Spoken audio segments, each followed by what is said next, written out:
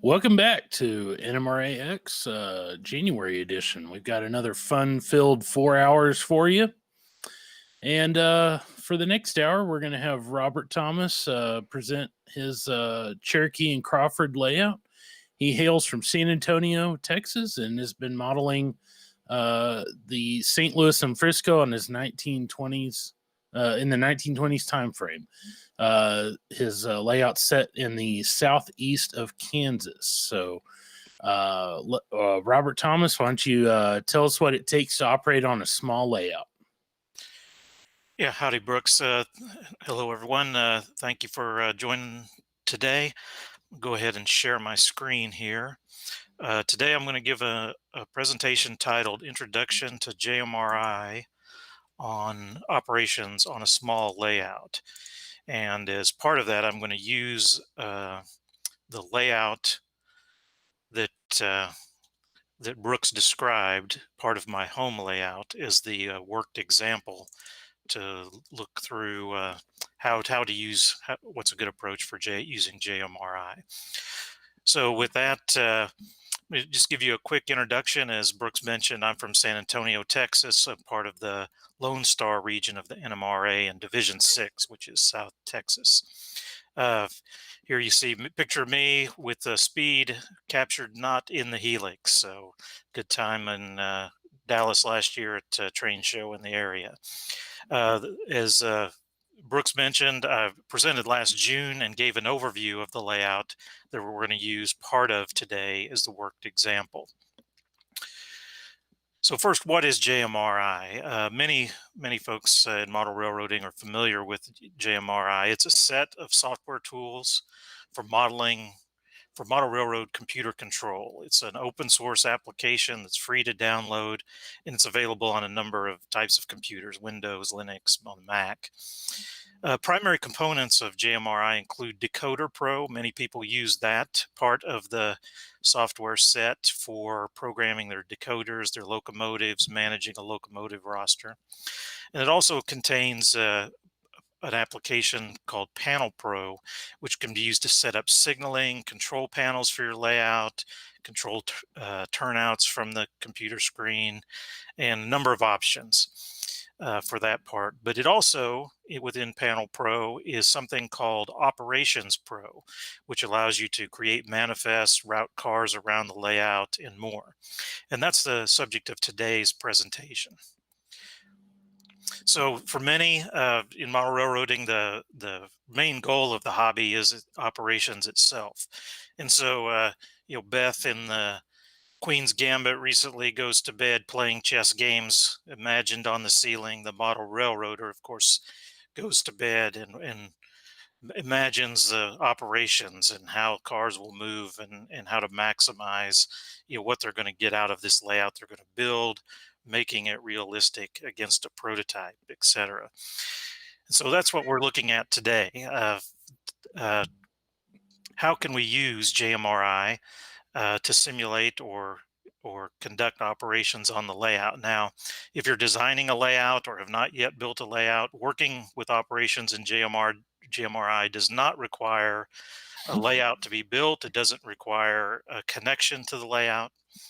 And examining how you can operate the layout during that design phase using JMRI can give you a lot of additional insight as you work to refine your design.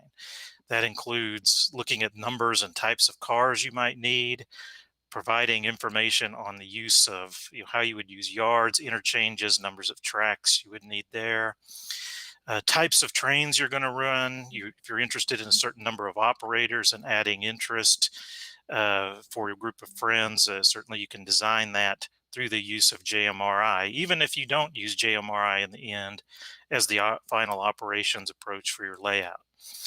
Today, we're going to walk through some of the basic features of the JMRI operations and apply that to a small layout. So getting started with JMRI, you're going to download and install JMRI on your computer. It's available, as I said, for Windows computers, Macs, Linux. If you have a Raspberry Pi, you can even run it on there.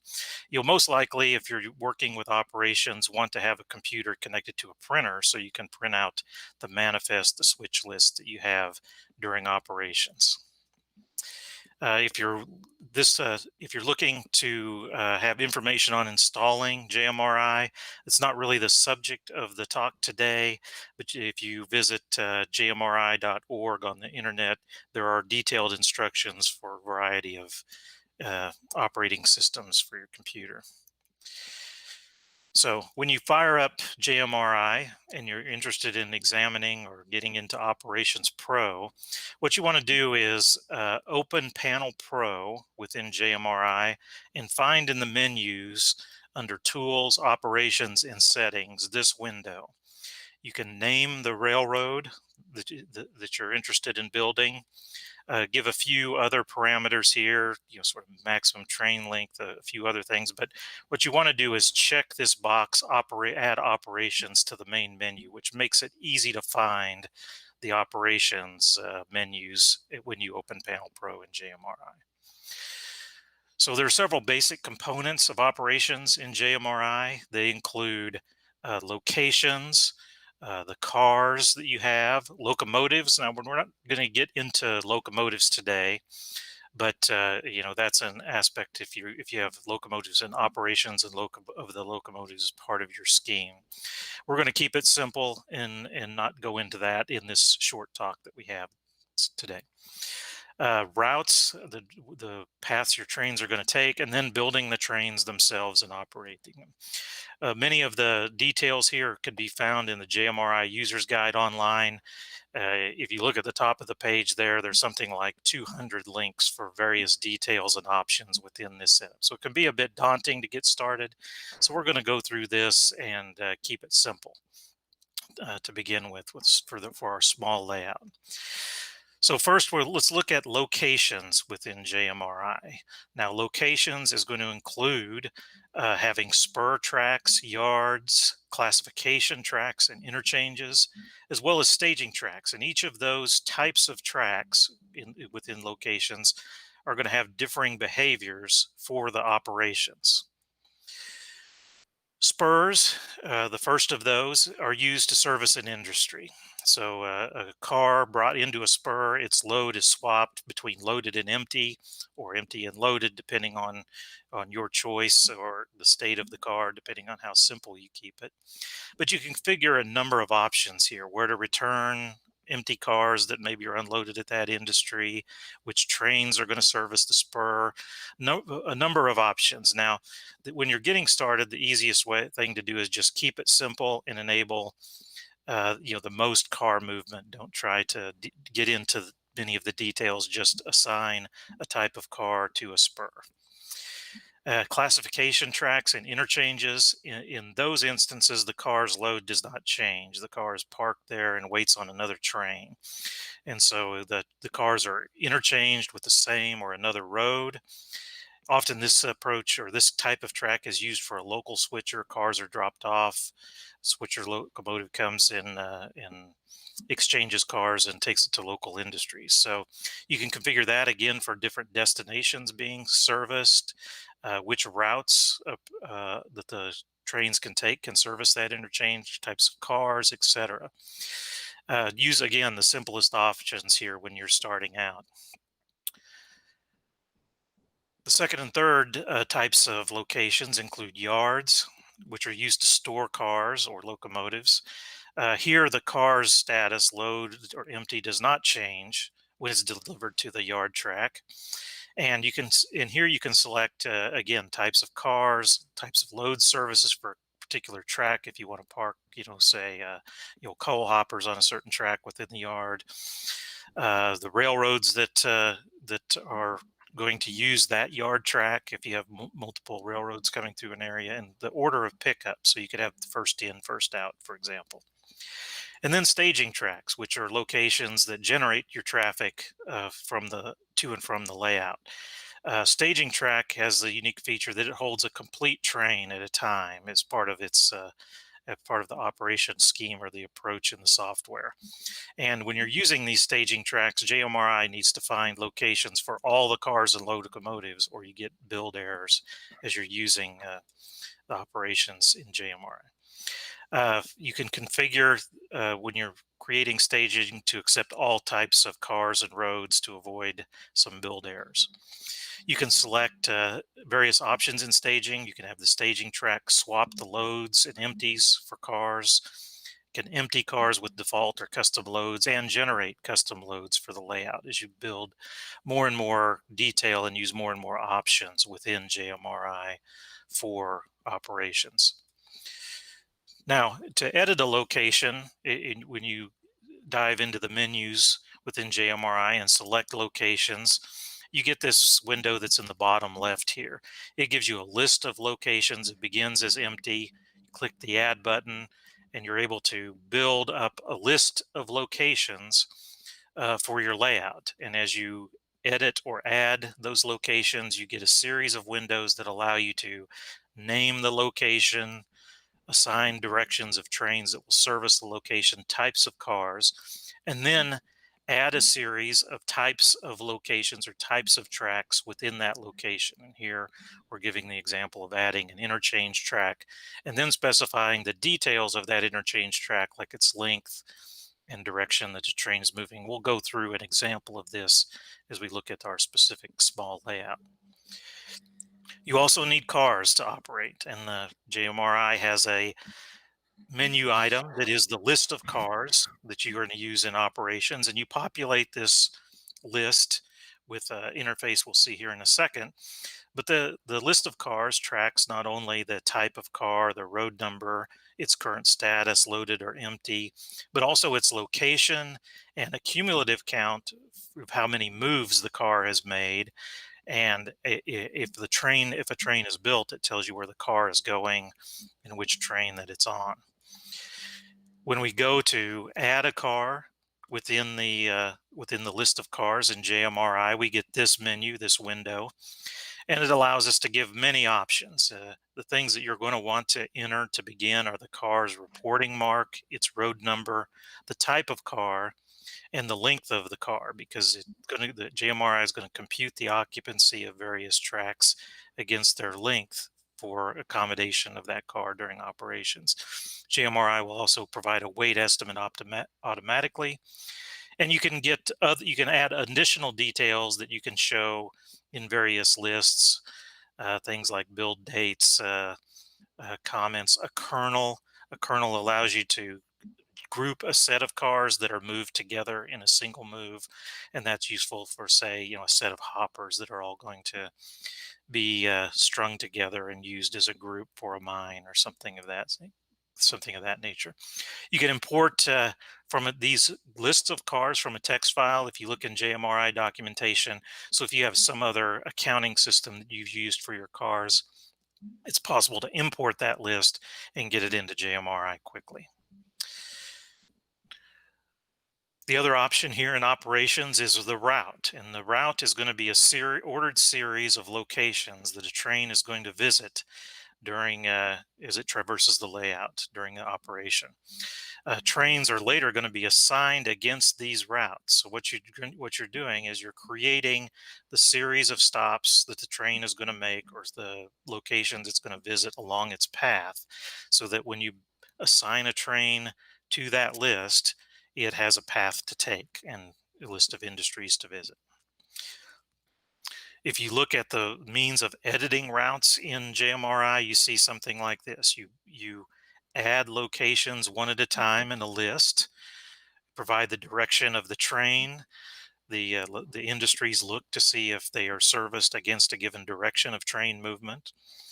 The number of moves that are requested along the route at each of the locations, so that each of those is a drop off or a pickup or set out of a car. You can assign during the route, yes or no, I want to pick up and set out cars. And I also can set things like a random number here that is a chance that I will stop and perform those operations at that location. Now, these other options we won't dive into, but hopefully it's clear that here is you're assigning this list of places you're going to visit and some aspects that are going to affect operation. Now, the last part of this is then assigning a train against that route. And so in the trains menu, you add a train, give it a name, a description, things like its departure time and the schedule. JMRI will show you, if you've picked a given route, what places it's going to visit, and a few other options like adding a locomotive if you start the types of locomotives if you're going to use that kind of option. So in the end, we're going to build a series of trains that are each going to use one of those routes you've created, which is a series of stops and details about operation along those stops. After that is done and you build a train, this menu gives you options for building and moving the train along as part of dispatching and operating.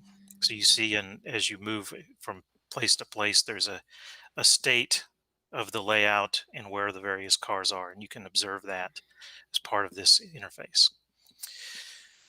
So after you've built the train, one of the things you can do is preview the train and generate a manifest here in the language of JMRI, which is the thing you would print out, the document you would print out, and have a list of activities, the things that you're going to do as part of the operations, pick up and set out of various cars, and the locations at which that's going to happen in an order.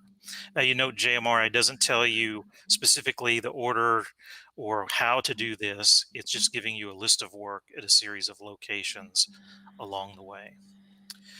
So some notes here, there are many configuration options for things like the manifest and all of these options in the Operations Pro.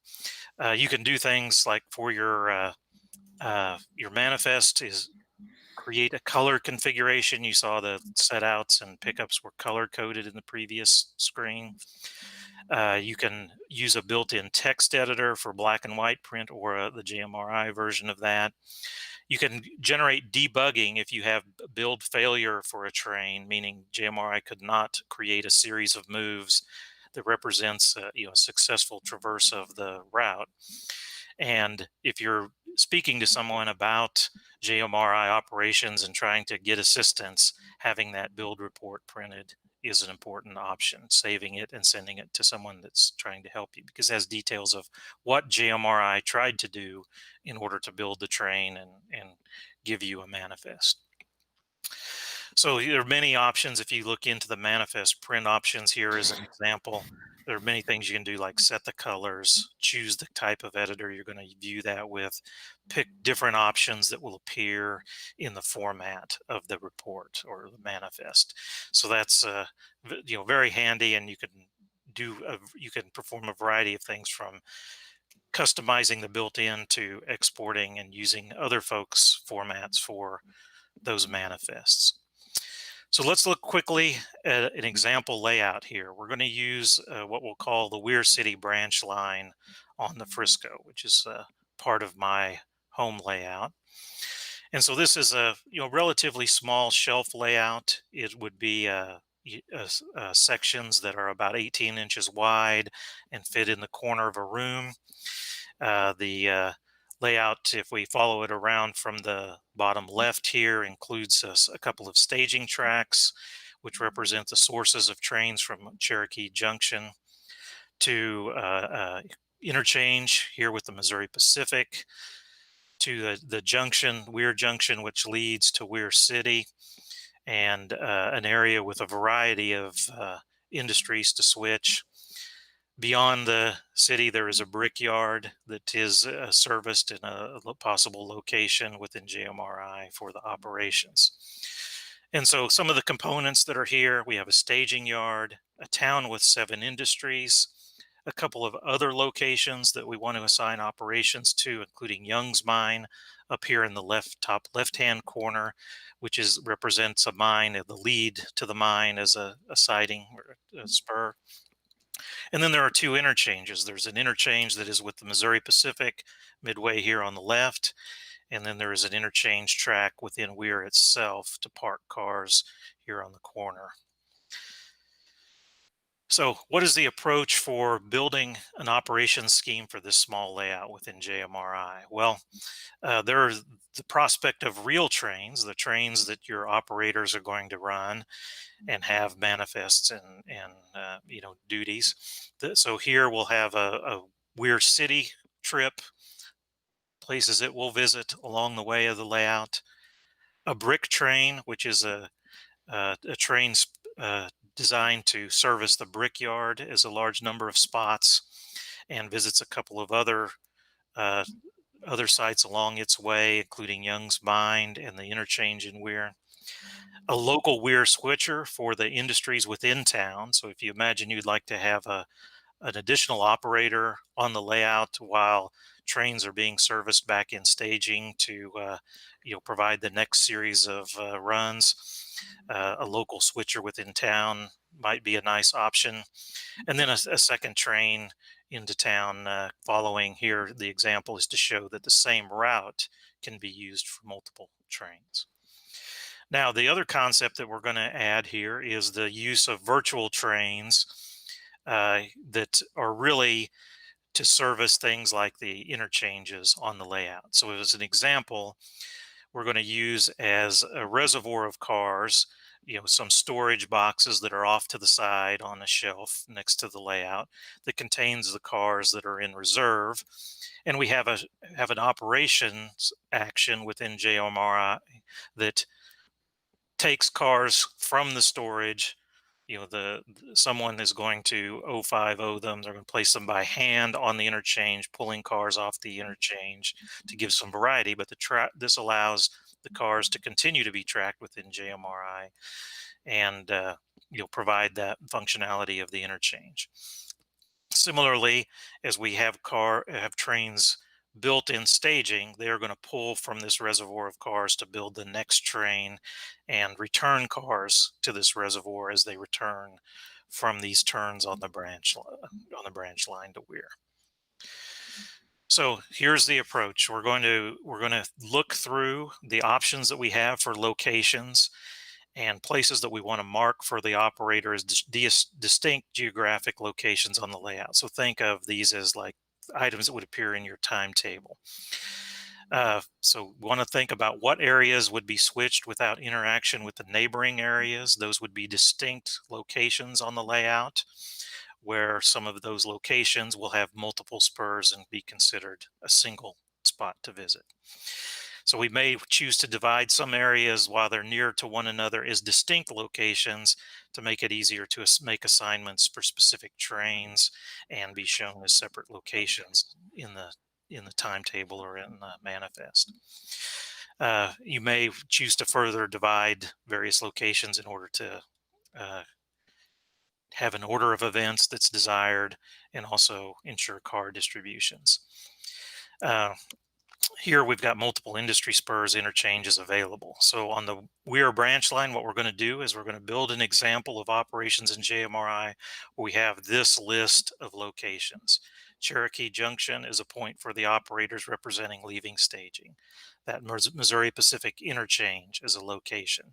Young's Mine out there beyond the junction to the Weir branch line will be a separate location. Weir Junction will show that as just a location without operations for the operators to guide them. Have the town of Weir City. An interchange track within Weir is separate. The brickyard is separate to provide distinction for that separate train that is designated as the brickyard train. Then we have staging and storage that we're going to use during the operation. So this is the breakdown of how we're going to build within JMRI. So let's look at some of those locations and how we would build them. We've got a Missouri Pacific interchange. The interchange is from the Parsons sub of the Frisco here to the Pittsburgh sub on the Mopac. There is this track that is about 130 feet long. Only 3 cars. Remember, this is a kind of a small layout. It'll be an universal industry. It's going to take all kinds of cars. And we want to service this as going eastbound. To the right is going to be east. To the left is going to be west on the layout as we build all of this. So we edit locations within JMRI following the menus of operations, locations, add. and we add a location we're going to call Missouri Pacific Interchange, have it service trains going eastward, create a track at that location that is a classification interchange track, edit it to have its name, its length, the direction are indicated there again. And all these cars are selected. All kinds of types of cars are available for taking on and off the layout through the interchange. Another location is that Young's Mine, number 2. It's represented only as a lead track that's about 90 feet long, so only a couple of cars. And it's going to be serviced by trains going west, so around counterclockwise to the left here because of the direction of the spur is facing. We're also going to have this Weir City interchange, which is a siding in Weir City of a length of about 140 cars. We're going to have uh, park them between Main Street and the junction there, the beginning of the siding there. So to configure those things, for example, Young's Mine, we're going to go into JMRI within the menus, build something called Young's Mine number 2, serviced going west, coal hoppers. And here we're going to build a spur that we're going to call the mine lead. And within that, we're going to edit that spur track, have its length, and then create what is called a schedule within JMRI here to show that as an example, a custom schedule for the mine siting. And when we edit it, it's going to receive or operate against coal hoppers, taking any road, and receive empty cars and ship loaded coal cars. So that's what you want from the mine. You want the JMRI operations to drop off the empties, and you're going to be providing loaded cars there. So to make the operations more realistic, especially in these cases where you have something like a coal hopper and want to show the loads there, you can create this schedule and JMRI will indicate, or guide the cars such that empty cars are delivered and loaded cars are shipped. Now, another location that we have is Weir City itself. It has this house track that goes behind the depot that has a number of industries, a feed mill, a team track, a freight house at the depot, a grain elevator, some mine supplies here, oil tanks, and then Long Bell Lumber, which is going to spot a car over towards the main, the siding against the main here. So we have all of these items we want to add and treat this Weir City as a location in JMRI, but with multiple spurs. So we'll go in and do that. We'll go in and create, editing the location of Weir City, and add these series of locations, each of which is a spur, each of which has a given length, depending on the length on the layout and to fit the number of cars that we have. And if we edit those, for example, if we edit Standard Oil as we have built those all as spurs, note here on the form they're all built as spurs. As we edit that, Standard Oil is an example. It's a 50-foot length spur. It's part of a spur that is really divided into 2 industries, a mine supply and this Standard Oil. And we assign it tank cars within JMRI, tank gas, kerosene, oil, and allow the trains traveling east or west to service this. There's a runaround nearby. And there we go. We have an industry spur track that is going to only take and ship tank cars, and one at a time, being probably 50 feet long. Only one car is going to fit. So another thing that we're going to look at here is the Bates Mill industry, and we're going to change things up here. We're going to make a schedule for Bates Mill such that it isn't pulled for service on every trip. And we do that by editing the schedule for Bates Mill, looking at each type of car that might be serviced, and assigning a random number from 50 to 30% to that car, so that 1 in 2 or 1 in 3 trains will actually hit that industry for service. So you can do that if you have a large number of industries and your train length is limited. You can give a probability and then have an assortment and a variety of operational kind of puzzles for this small layout against all of the spots that you have. So with that, we've edited the types of cars that we have that will service. And as I've said, within the industry, the ability to edit a schedule in this window at the left is defining that schedule. And let's look one more industry here, the brickyard. The brickyard docks are going to have 2 tracks, which total about 300 feet. So about 6 or 7 40-foot cars can be spotted there. And here we're also going to create a schedule because we want to have empties come in and loaded cars with bricks go out. Again, we've got a variety of cars we're going to add to the schedule when we build and edit that location, receiving empties, shipping loads of each of these types of cars. So with that, with those examples, you can create some detail as far as the operation, types of cars, where they're going to go beyond service here. We have an interchange in JMR in Weir City that we're going to configure in JMRI. It's just a track where we're going to park cars so that we can have a local city switcher come here, get some cars, address those to the various industries in town, pull a few spots from the industries back to the interchange, and that gives us a local job within Weir and is a nice add for another operator using the layout. So you see here we've configured this short 150-foot area of track as a interchange or classification yard. And here you can see we've set the length, assigned east and westbound trains, and a wide variety of cars available. Okay, so we've done that. Let's review. We've gone through JMRI, created a number of industries, configured them for their operations in terms of the length of the spur or length of the interchange track, what types of cars are going to be loaded and unloaded, and in some cases given a schedule so that we ensure that we're delivering empty, shipping loaded cars, for example. We're going to go ahead and create routes so that we have a couple of Weir City trains, both using the same route, a brickyard train that visits the brickyard, the interchange in Weir and the Young's Mine, and we're going to create a Weir switcher for a local job. So we'll go into JMRI now and look at the operations. Within operations, we're going to create a route for those 3 types of trains that we're interested in, plus a route for the Missouri Pacific interchange, that local, where we're just going to swap cars from storage.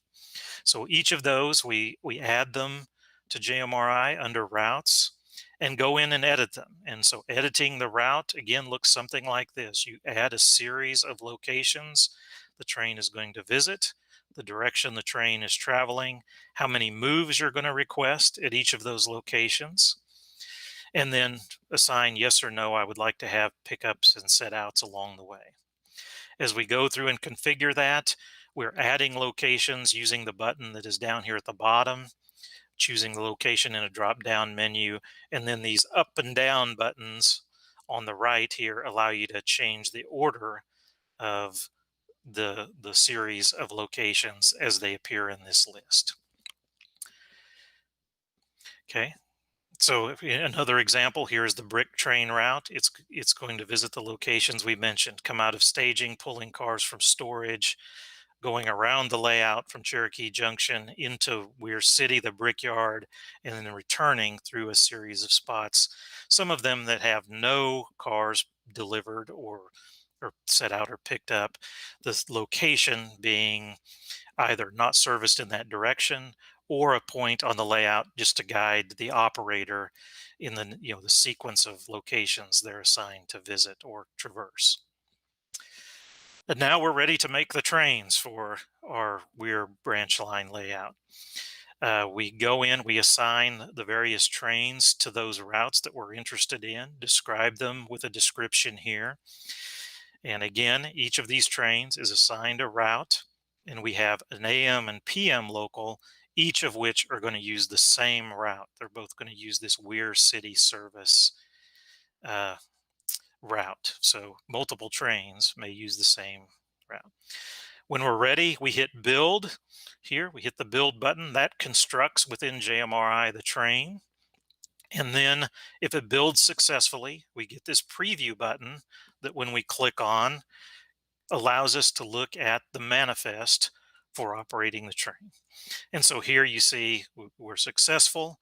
We see the cars being pulled from that storage at staging, the train moving to Cherokee Junction, to the Mopac interchange, through Weir Junction, going into the city, having setouts and pickups, and then back to the Weir interchange, and then it goes off to another page and returns back home. So the design that we had is successful. We're visiting a number of industries and have cars to pick up and set out. The train that begins has to fit on the track that we've assigned, and so we assigned 8 cars to be pulled initially, up to 8, and I think that's what we have here, 7 or 8 cars pulled for the local. All right, so now we've got an operating layout. Each of those trains can be built. A manifest can be handed to the operator. When you're in JMRI, you can move the train in the computer as well as moving it along the way with the manifest and really operating. But you can also look at the results of that by going through, building and moving trains within that operations menu, within that trains menu, and look at how the layout is performing even before you pull out the cars and locomotives, or even maybe before you've built the layout. So one of the ways you can do that is you can build and move the sequence of trains that you would like to have during operations, or you've prescribed during operations, and you can look at where cars sit. And in the cars menu, or the cars window, you can see the number of moves, for example, that a car has made.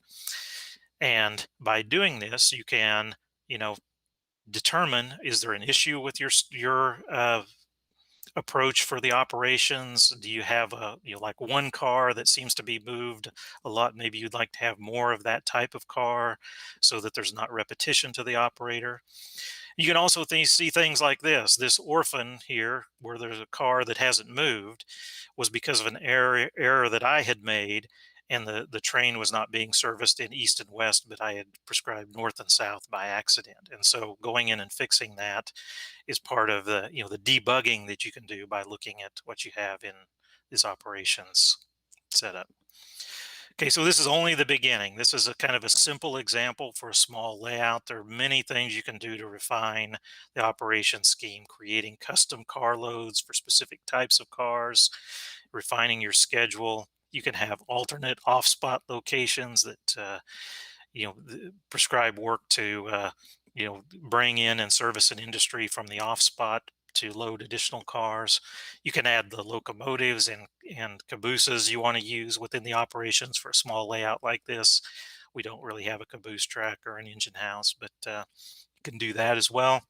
You can also link the train movement to the diagram of the layout and show it as an icon within Panel Pro. So there's a number of interesting things you can do and explore within JMRI. And here is a link to see that whole list of operations that are available. So you can also do a few things to add interest to the layout and its operation, even though it's a rather small layout. Remember, JMRI does not say how to service a various location, right? It's up to the operator to figure out how to do this in the least number of moves or in an interesting way. But you can also provide things like you track an industry diagrams for your operators, give instructions for specific trains. For example, the brick train, maybe you don't want the operators when they set out cars to block Oak Street. You may ask them to block like empty coal hoppers in a certain location so it's easier to service the mine. The Missouri Pacific interchange on this in the prototype had a gate that had to be operated manually, and so stopping at that gate at the Mopac interchange would be an interesting feature. And also providing your operators with locomotive cards so that they understand some of the details of operating, or what's assigned where on decoders if you're using DCC. So if you're interested in this and interested in exploring it more than a 41-minute talk, there's a number of clinics listed on the JMRI community clinics page. There is a user group, should be JMRI users group on groups.io that you can join, and it has many messages daily of folks getting help with their everything from operations to programming locomotives. I highly recommend that. Example that I started with was this JMRI operations, a worked example by David Haynes on the MRH forums. It's several parts, and it's a long written kind of presentation in the forums there, his blog, I guess you would say. And then on NMRA.org, if you're a member, there's an excellent pair of presentations by John Stewart from the 2014 Cleveland National Convention. I think it's 2 or 3 hours worth of discussion on using JMRI operations. And he does that work against an example from a layout planning book, using it to assemble and work through that. So with that, I'll end for today. We're at near our 45-minute mark. I'd be happy to take any questions that are out there.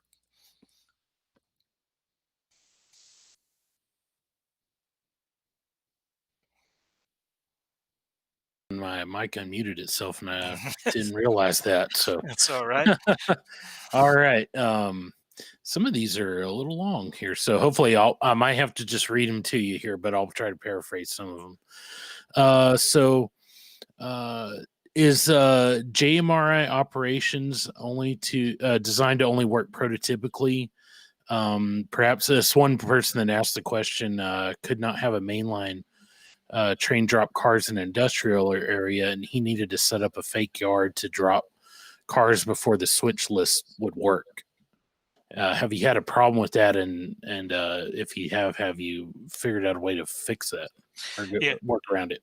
Yeah, so there are several situations like that where you have to build, through trial and error, a workaround, and sometimes it's something like that. The example I'm using here is like a storage track, which is my bin of cars to draw from. But often, yeah, you're going to end up setting up some sort of intermediate function or location that allows the sequence of operations to work in a way that's prototypical or workable, for your desired scheme. And again, I recommend, if you have a specific case you're trying to work out, put it on the JMRI IO groups.io list, and somebody no doubt will give you some advice for your specific one. Cool. Okay. You were talking about importing the data from like another program in there. Is there a specific formats that JMRI supports, like CSV or anything like that? And then does it need to be formatted a certain way for it to read that data? Yes, it accepts both space delimited and comma delimited data. You could, a lot of folks have like their list of cars in Excel, right? So you can pick a set of columns in a certain sequence that's described in the operations page on the JMRI website. It gives some examples. You export either as comma delimited or space delimited data. A certain sequence that goes as like something like car number, road name, car type. It has to be in a certain order, and then JMRI will pull it in from that file, and your cars can be populated very quickly, because it is a bit tedious to go in that form one at a time and add cars, especially if you've got hundreds of cars. Yeah. All right. Does the JMRI want scale length or actual length? Yeah, the JMRI is assuming the scale length. You're putting it in the cars in feet. So a 40-foot box car, you put in 40 feet, and JMRI actually adds some distance for the coupler length. So Okay. that's an important point. If you make a spur, with a location, a spot for an industry, and you make it 40 feet long, a 40-foot box car is not going to be delivered there, because JMRI thinks it's 40 foot plus the coupler links. So I guess maybe if you did it the actual length of the car, would you just or say you just made the track length the actual length, do you think it would compute that way as well? Yeah, I think if I take your meaning, it would, meaning that if I give myself a 40-foot spot, or I'm sorry, let's Or say I give myself a 45-foot spot, and I want to park 40-foot cars there, right? That will work. Making it the actual length plus typical couplers, which I think is 2 feet on each end. oh, okay. Well, what I was thinking was if you just put in an 8-inch car, maybe had like a 36-inch, just Yeah, like your actual length of the site. That's what I was yeah, thinking of. yeah. I think JMRI. There may be a configuration for this, but I have used the scale length Yeah. for what I have Probably done. better that way. Yeah. Cool. Does JMRI support spur overloads that require off spot placement or later respotting? Yes, it does. And I didn't go into that. This was designed to be a simple example, but you can assign an off spot for an industry if the spur is overloaded, and JMRI will route the cars to that location. And I don't Okay. recall quite how it works, if it works like an interchange, or how its functionality really behaves, but there is that functionality. Okay. All right. This question, you mentioned that adding the junction purely to help operators with Hmm. locating themselves. Hmm. Would you do the same for passing sightings? Yeah, you could do that for passing sightings. If you have a timetable and are going to wait, that's useful. If you're doing passenger operations and you want to have the train stop at the depot, right, there is a wait function if that's a point on your timetable. So you could simulate the stop at the depot with that wait duration. But yeah, I think for a larger layout, guiding folks around the layout, and giving some positions for orientation is a important thing to do. Okay. Can JMRI support extras or second sections? Yeah, I mean, you create the train list, and really there's nothing requiring you to generate that train list in any specific order, right? You may have created it in the order that you imagined functioning, but you can create a train that is the extra and then just hit build, whenever you're ready to run it. And it'll generate the train for you from, if you're building it from a local yard or a local interchange, and, run it out along the route prescribed. Cool. Uh, does JMRI have let's say, like, how long does it leave a car at a spur to be loaded, unloaded? I'm thinking, does it have a default time or can you specify a time for that, or is there a way to? Yeah, well, you can specify a wait if you're leaving the car for loading and unloading. You can prescribe within JMRI the order that things are done. So if you want to have first in, first out, or pull the most recent car spotted, you can do that sort of thing. I'm not sure if there's a way to attach a time, of day that that is required to pass before you can pick the car up again. I'd have to go back and look at that question. Okay. When you do create a schedule and you direct JMRI to drop off empties and pick up loads, does it automatically change that status? Um, Say, like, when you do the next operating session, or do you have to manually change that status once the car's spotted there? Yeah, if it's a spur, if that's the type of location, JMRI will flip from empty to loaded, for you, just as soon as that operation is complete, that drop off is complete. The next time you come, the car is switched in state. Staging can be, uh, there are options for the staging track so that it flips that. There are also options for the staging track to generate, like a load or a type of load that you're going to need out on the layout. And so, I mean, you can really get into complex, uh, configurations in which you are specific, shipping specific freight, if you will, from, say staging from off layout onto layout and back. Okay. So this one guy asked or says that his layout's very set up very much like yours, Mhm. but he seems to have a problem with cars ping ponging between spurts. Have you experienced this or found a solution for it? Yeah, so if that's happening, one thing you can do is if you saw the schedules that I created, there is a way to assign where you want the car delivered. And here's an example. If we're looking at our car list, you can see that the cars that come from the brickyard are pointed to be delivered to storage. So they won't go to another industry or to a different interchange. JMRI will route them back to storage before they're used again. And that's probably your solution if you're having that problem is in the your configuration for that spur, have the product be destined or the car be destined when empty for, say, your staging or a storage track or a yard if that's what you're using the car out of. Cool. How would you handle multiple industries on the same siding? Yeah, that's being done here. The each of the industries is just given a length of track, and JMRI treats it as a separate spur, really.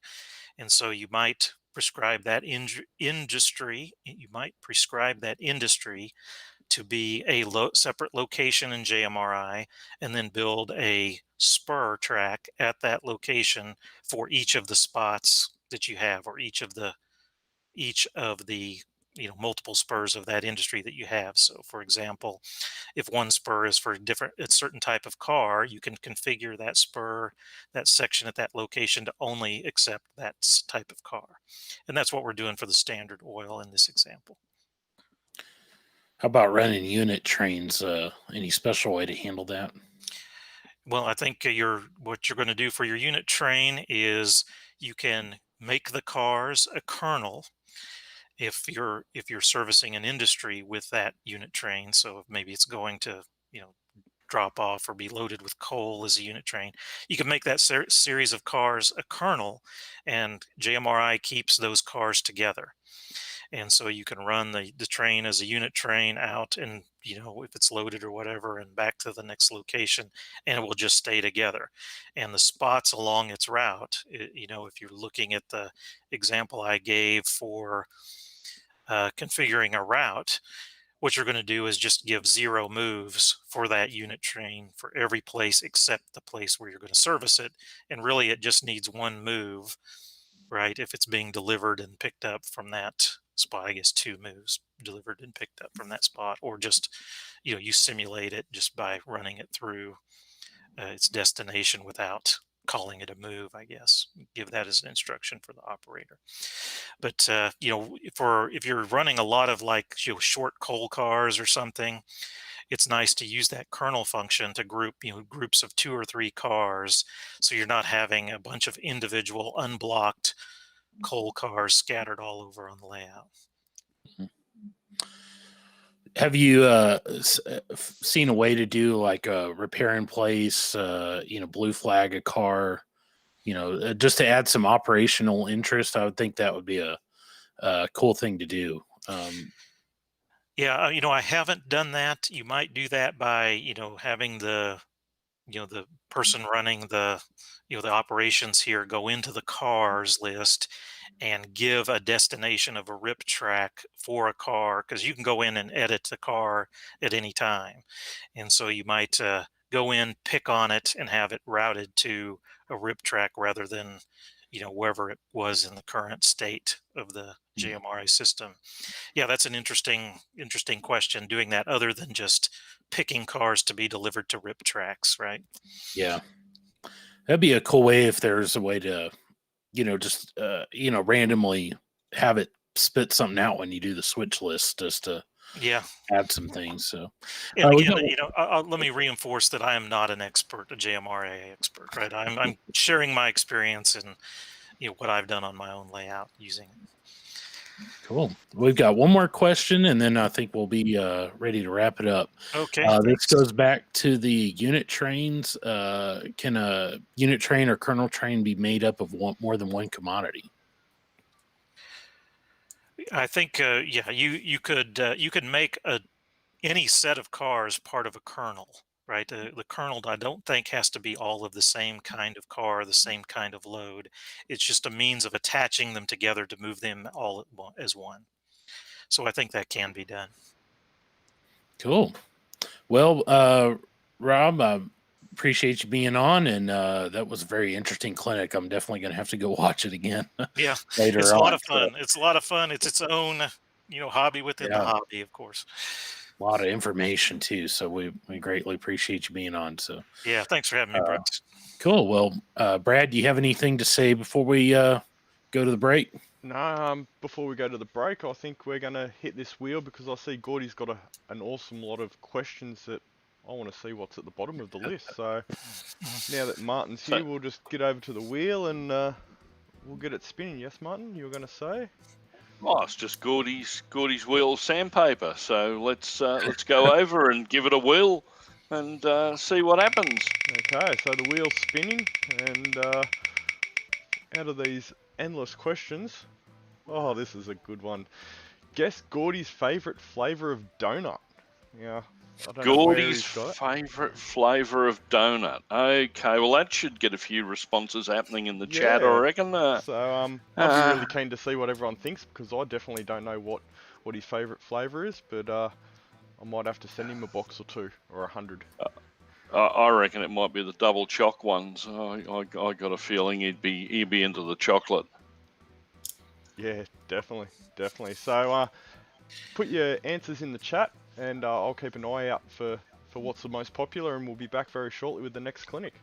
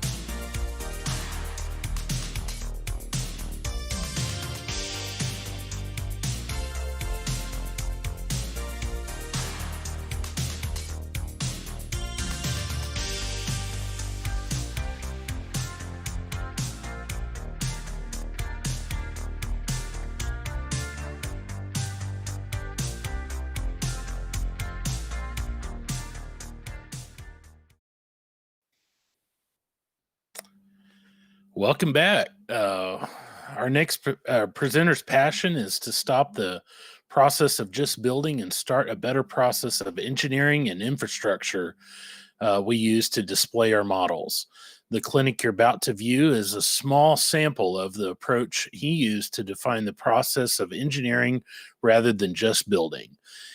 He uses today's modern techniques to build and retrofit most simplistic of model railroad benchwork.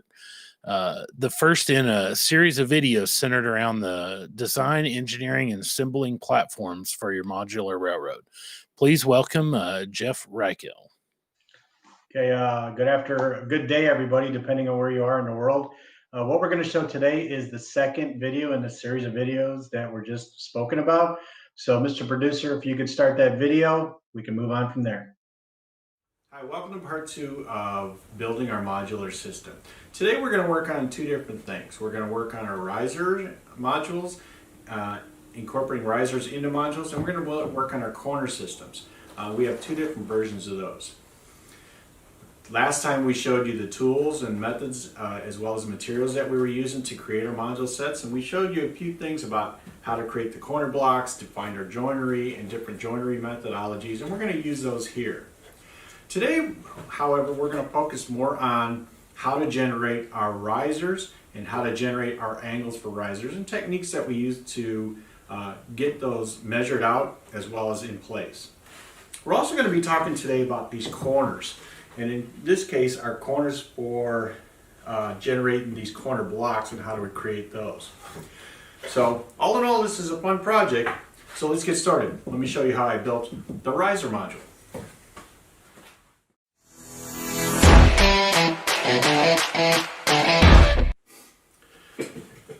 Okay, I brought out my module we're going to be working with, and you're going to notice a couple of things. It's very similar to what we saw with the flat 4-inch module that we used in the last video.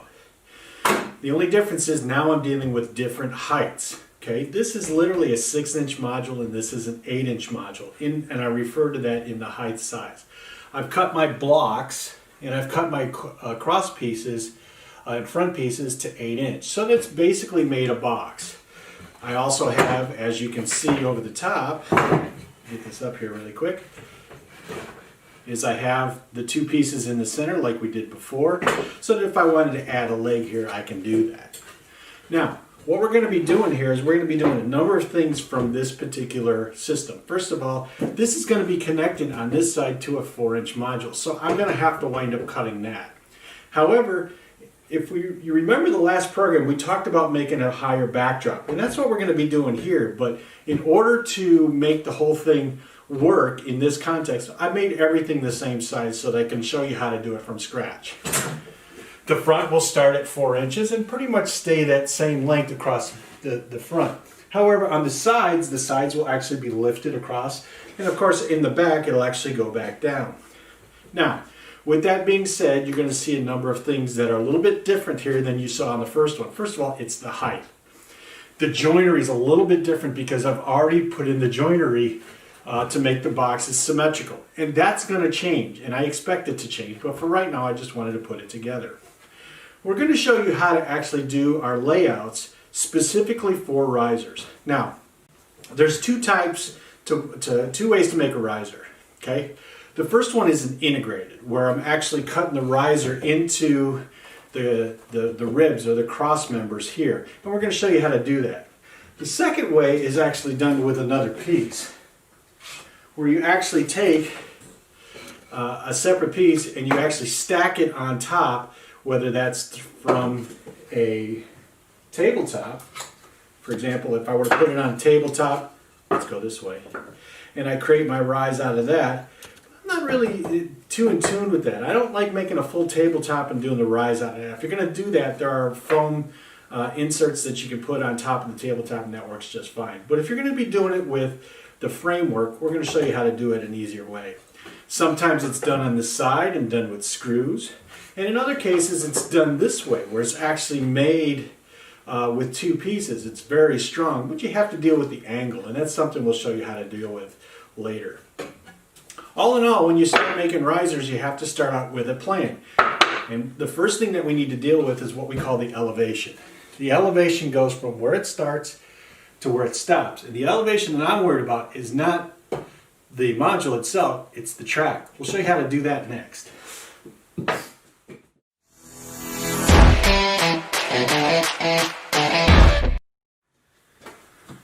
Okay, let's talk elevation and angles for just a second.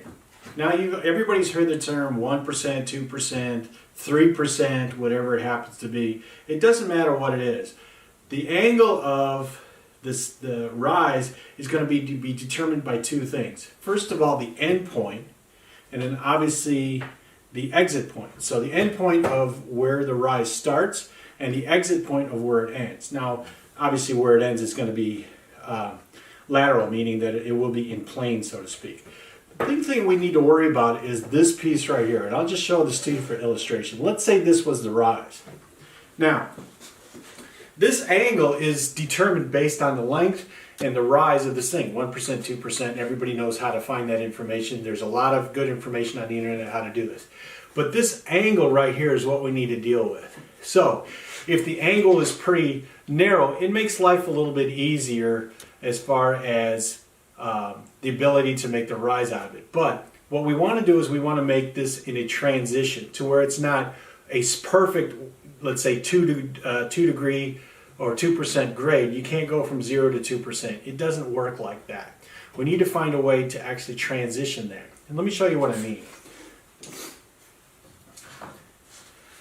Let's say these two pieces were rail cars, and on the flat they seem to work out with no problem. However, when they get to this here, you'll see that the rail cars from this particular section are going to have a problem. Is that if the transition is too strong, obviously the couplers come apart and maybe the car doesn't work. So we need to figure out a way to make sure that this transition is a little bit more subtle.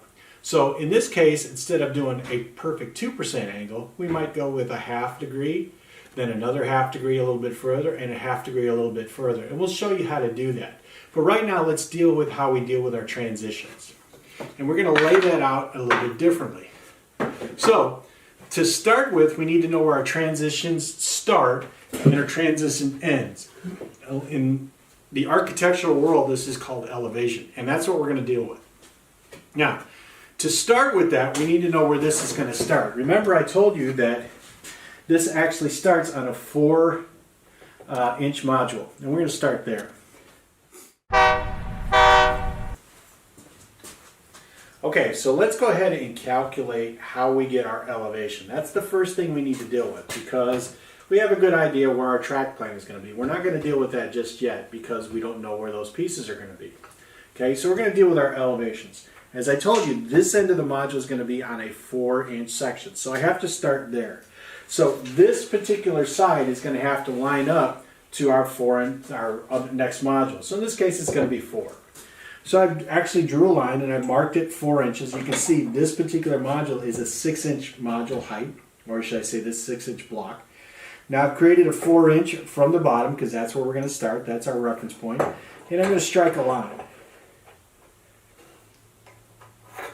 Now, that line, theoretically, because the two main lines are going to be at 4 inches all the way across, I would just strike this and keep that line going all the way to the end. But where I'm going to start my height is not at the end. You never want to put it at the end. The reason being is because if you put it at the end, you're going to have to account for that angle immediately. The second thing is that it doesn't secure too well. So literally you should always have it inside maybe 1 inch or 2 wherever it happens to be. So I've calculated mine to be 2 1/4 in from the end. Okay, so I go in here, mark 2 1/4. That's my first point right here. Okay, can't see that just yet, but essentially that's my first point. That's my straight line until I start the rise.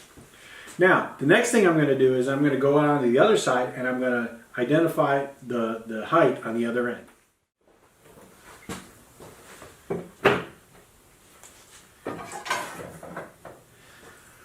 Now on this end it's a little bit different, okay? I've already identified my height on one end and now I need to identify the height on the other.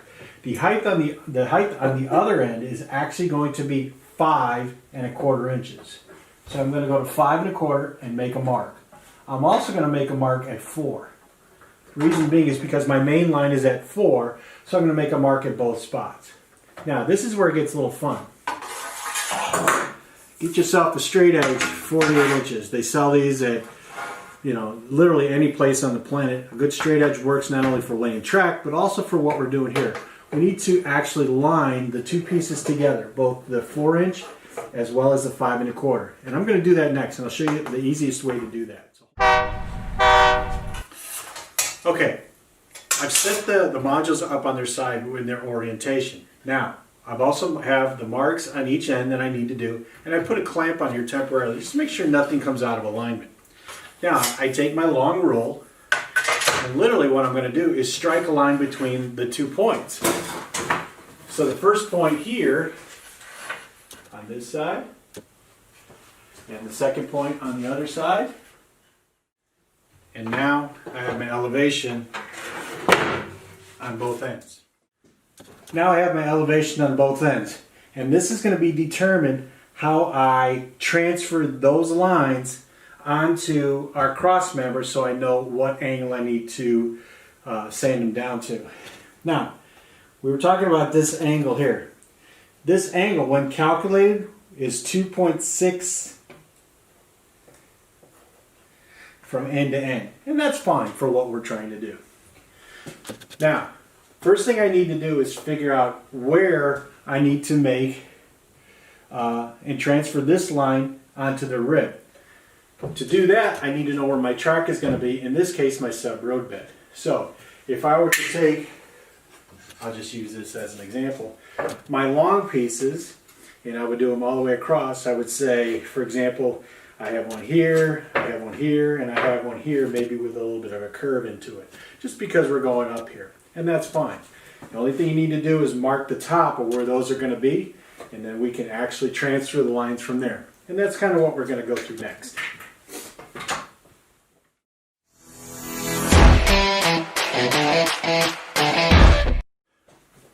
Okay, so we're ready to start cutting our ribs. So we have 2 different lengths of ribs that we need to do. We have 3/4 and we have 1/2 inch. We're going to do the 3/4 one first. And we're going to cut that here on the table saw. But before we use any power tools, let's talk about shop safety.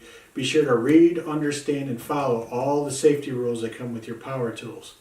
Knowing how to use your power tools properly will greatly reduce the risk of personal injury. And remember this, there's no important safety rule than to wear these safety glasses.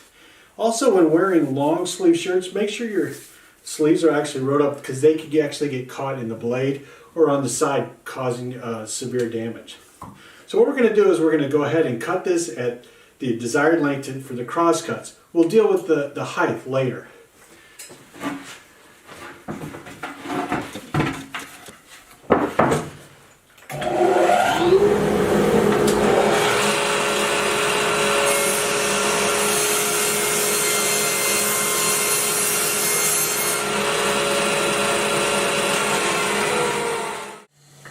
Rib we need to make is actually the one that sits down at the 4-inch level.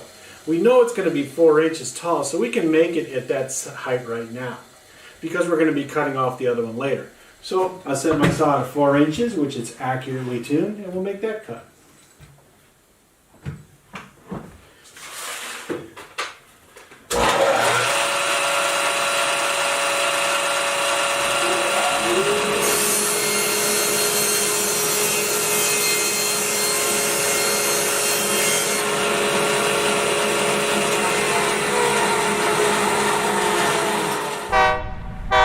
Okay, I'm going to stop here and show you what we've done so far. We have our boxes complete. We have our transfers complete. Now we need to figure out where we're going to put our ribs. We know one is actually going to go right here, so we're going to install that now. We're not going to glue it in or a pocket screw it yet. We're just going to put it in its proper position. I have another 3/4 inch piece, and I have 2 1/2 inch pieces. We really don't need 3/4 inch everywhere, so you can actually do it with either one. But I'm going to put in 2 ribs, a 3/4 inch piece here, a 1/2 inch piece approximately right here, and then another 1/2 inch piece approximately right here. Now you may think this is a lot of material, but don't forget we're going to be cutting out a lot of it. So we're going to be cutting along the front, we're going to be cutting along the side, we're going to be cutting along here. Now the reason that I'm putting the extra ribs obviously is not only strength for the track, but I want to make sure that the risers have enough support all the way along. It doesn't matter where the ribs actually go, we just need to make sure that it's done properly. We'll use pocket screws to put the ribs in, and then we'll start going through the process of transferring those lines. So we can either put the pocket screws in now, or we can do it later. It's completely up to you. We don't necessarily need to do it now, because I can transfer those lines and start cutting and creating my profiles before I glue everything up. And that's probably what we're going to do. So for right now, we have a good start of where we need to go. Now let's transfer the lines for our track plans along the top, and then we'll start transferring these lines from where they sit within on the rib, on both the front and the back. Make sure you label these. So if this side goes to this side and this side to this side, make sure that's labeled correctly. You need to put a mark on the outside or wherever the case may be. Finish out your track plane, and then once you have that part done, we can start to think about profiles. We'll talk about that later on in this segment. Okay, now I've identified where I want the ribs to actually go. And what I've done is I've actually measured out where they actually need to be, and I've made a mark on each end. So I've made a mark on the front and the back of it. Now in this case the orientation is correct. So I've made pencil marks on both the front and the back of the plywood on each end. This is going to help me determine my angle when I go to sand down the angle. That's not a problem. It should be a given at that point. Now what I need to do is I need to mark out the track plan where it actually needs on the ribs as well, because that also plays a part. So if, for example, if I'm in a culvert where it comes up, I still need to be at the right height, whether it comes up or stays down, it doesn't matter what it is. So in this case, what I need to do is to go ahead for each rib, identify the track, and identify the in and the out on each end. We'll kind of go from there next. So what I'll do is I'll start at this end, and since this has a slight bend, I know where the bend is at, and I'll actually create that as I go along. So that's what we'll do next, and then we'll get to measuring the front.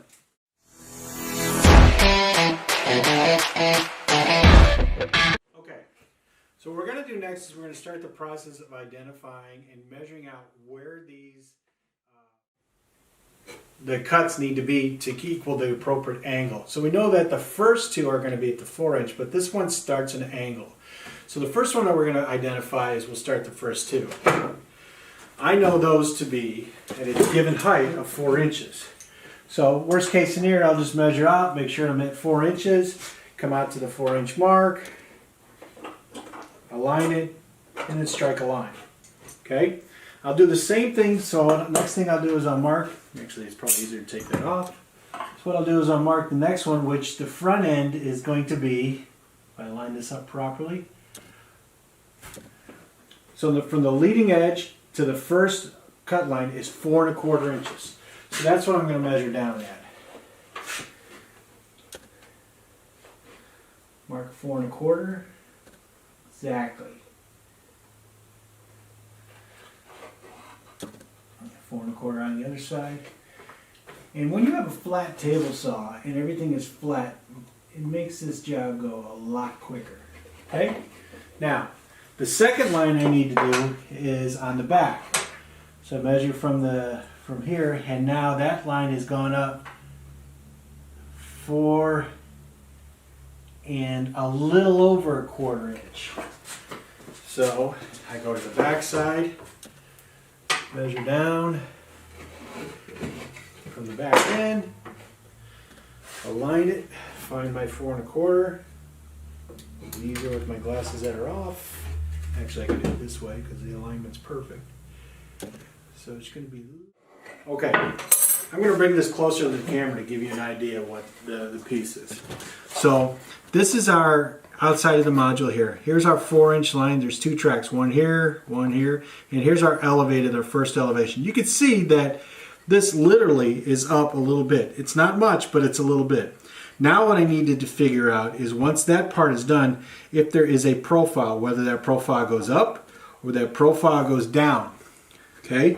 Doesn't matter what it is. In this case, we know that our front edge of the module sits at 4 inches. Doesn't have to be, but it sits at 4 inches. So literally this is going to come this way. But our profile up is actually going to start here and then work its way up, let's say to this mark. Okay? That's literally what we need to do. Now all we need to do is cut all these pieces out to the line and just copy the process all the way through.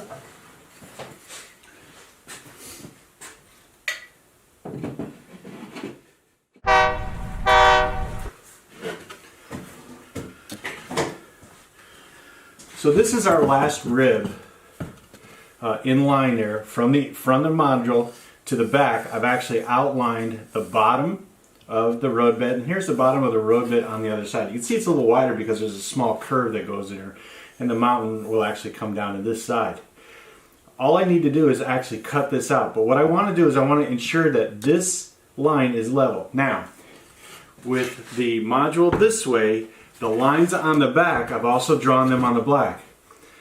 On the back, this line will actually be taller than this line.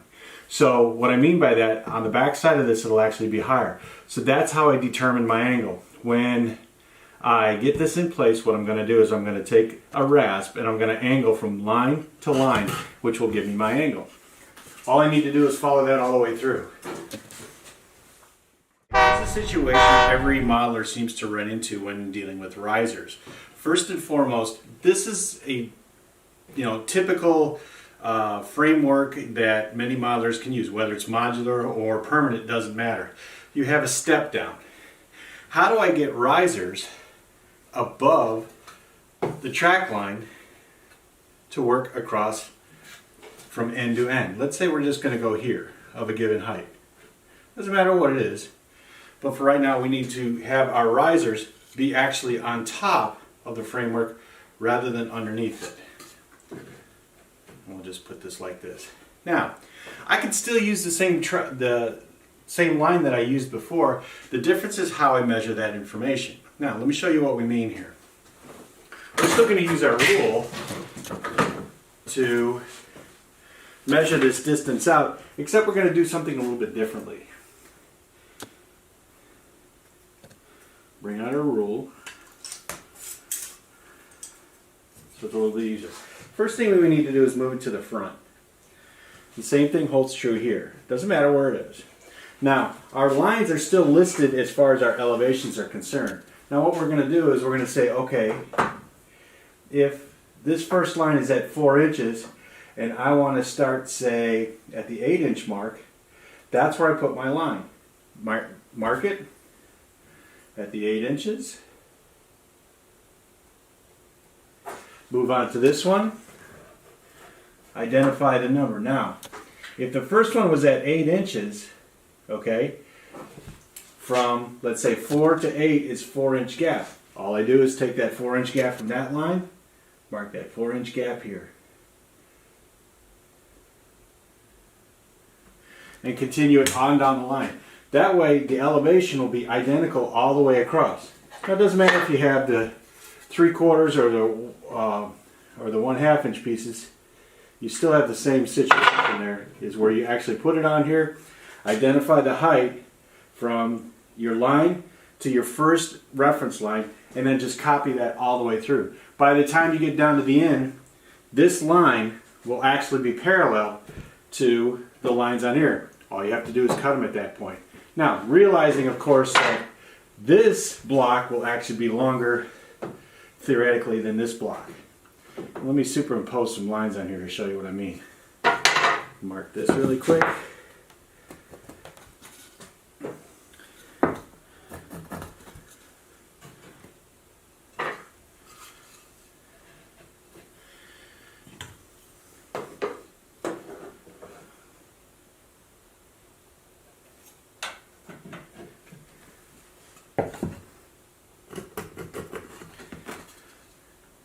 And as you can see, the block lines will be slightly one higher than the other. And that's fine. At the end of the day, when you move all the way down, you can use this technique to do all the way down your railroad if you need to. Just follow the elevation as you see fit. Now, what happens if I go in the reverse? Let's say this is the lower end and this is the upper end. Well, that presents a small problem, but there's an easy way to fix that. First, we put on a stick, okay? Let me show you how to do that next.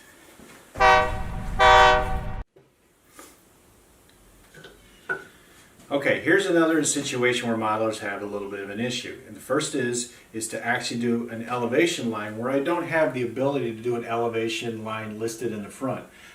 For whatever reason, how do I judge that angle when this front is not available for you to actually do a measuring against? Well, there's a real simple trick that we know how to do it, is we're going to use a string line. I've nailed an end point in the side, and I've temporarily put up a stick on the other side. And what we're going to do is we're going to use that to identify our elevation. Straighten my stick out. We take our string line, and what we're going to do, and we're just going to superimpose this, is I'm going to identify my elevation here. We'll just wrap it around.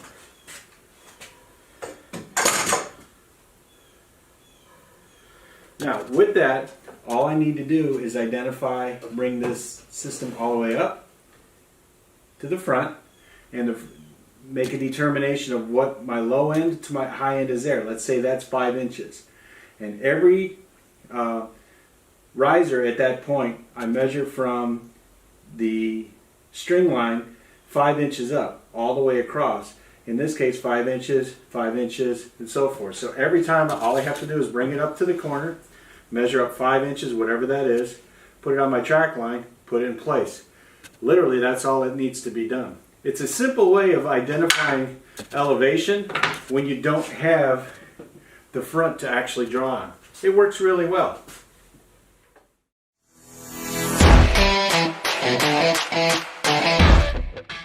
Okay, let's talk about how you go about cutting the ribs.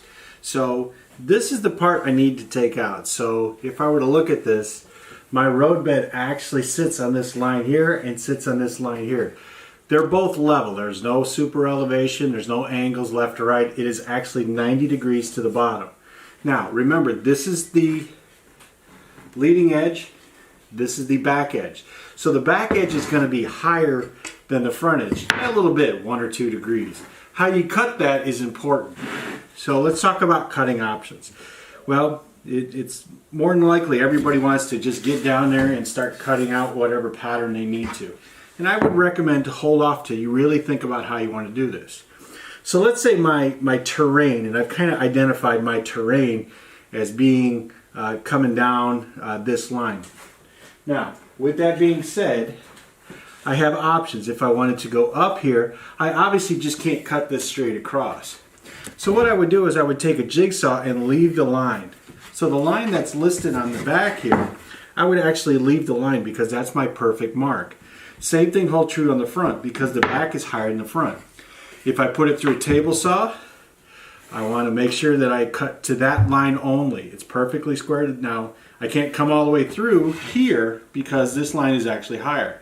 So I would literally start by chopping away little pieces that I don't need until I get to where I'm going to do, and then just cut off what I don't need. Keep that in mind when you go through this. Now, if the terrain actually goes up, the whole thing will have to be done with a jigsaw. So let's talk a little bit about technique first. It's quite likely that everybody wants to go out there and just put their hammer down, put their fingers down, hold it in place. Let me get this out of the way. I have this unplugged, obviously. And then just have a way to go through this and start cutting away. I would recommend against that too. What I would try to do is I try to get a way to clamp this. I want to clamp it on the front and on the back. Okay, the reason being is because I want this as straight a cut as possible with as little tear out as possible. Keep in mind, even though this is an angle, I need to cut at least close to that line. So I'm going to leave that line. So I just want to make sure that I give myself a little bit of ability to fine tune it with a sander. It's very difficult to put material back on. It's not that difficult to take a little bit of material off with sanding. So with a little technique, let's go ahead and do a couple of these. I've put my rib onto a side piece here, and I've just made sure that my blade won't hit anything underneath. I've marked out where I'm going to cut. Doesn't have to be perfect, but it has to be relatively close. Got a very sharp blade in here. All I'm going to do is follow the pattern along.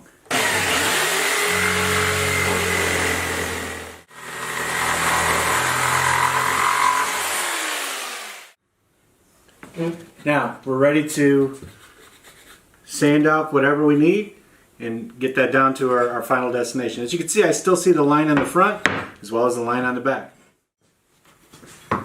I'm using a wood rasp here, and the wood rasp, there's a variety of them. There's an aggressive cut and there's a pretty fine cut. I'm using the fine cut. This is pretty thin wood. It'll go through relatively easily.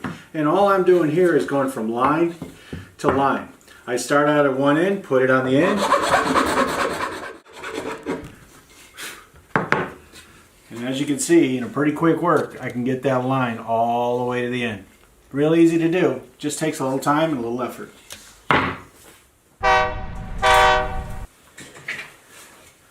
Okay, let me show you a little more of a sophisticated way to cover these angles.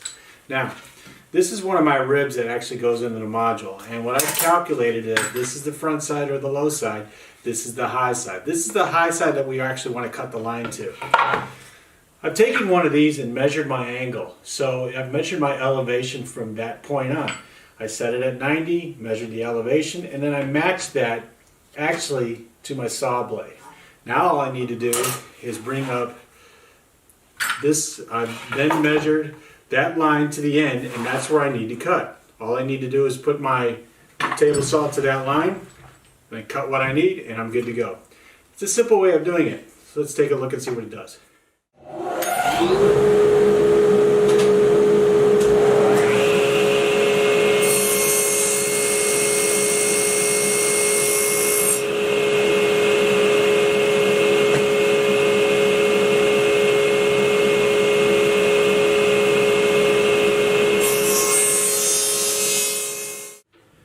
I want to show you what we're going to cut next. So this is the back side of our piece. So what we're going to be cutting next is this piece here. I only need to go as far as here because I'll be making a little bit of terrain into that side.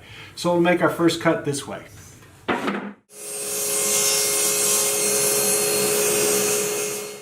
Okay, with the first two cuts done, all I decided to do is to bring out my miter gauge and cut off the excess I don't need.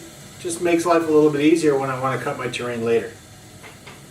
It also helps give me an indication of where I want to make my terrain. It's a lot easier to do it once you have a good idea where it is than it is to try to do it now.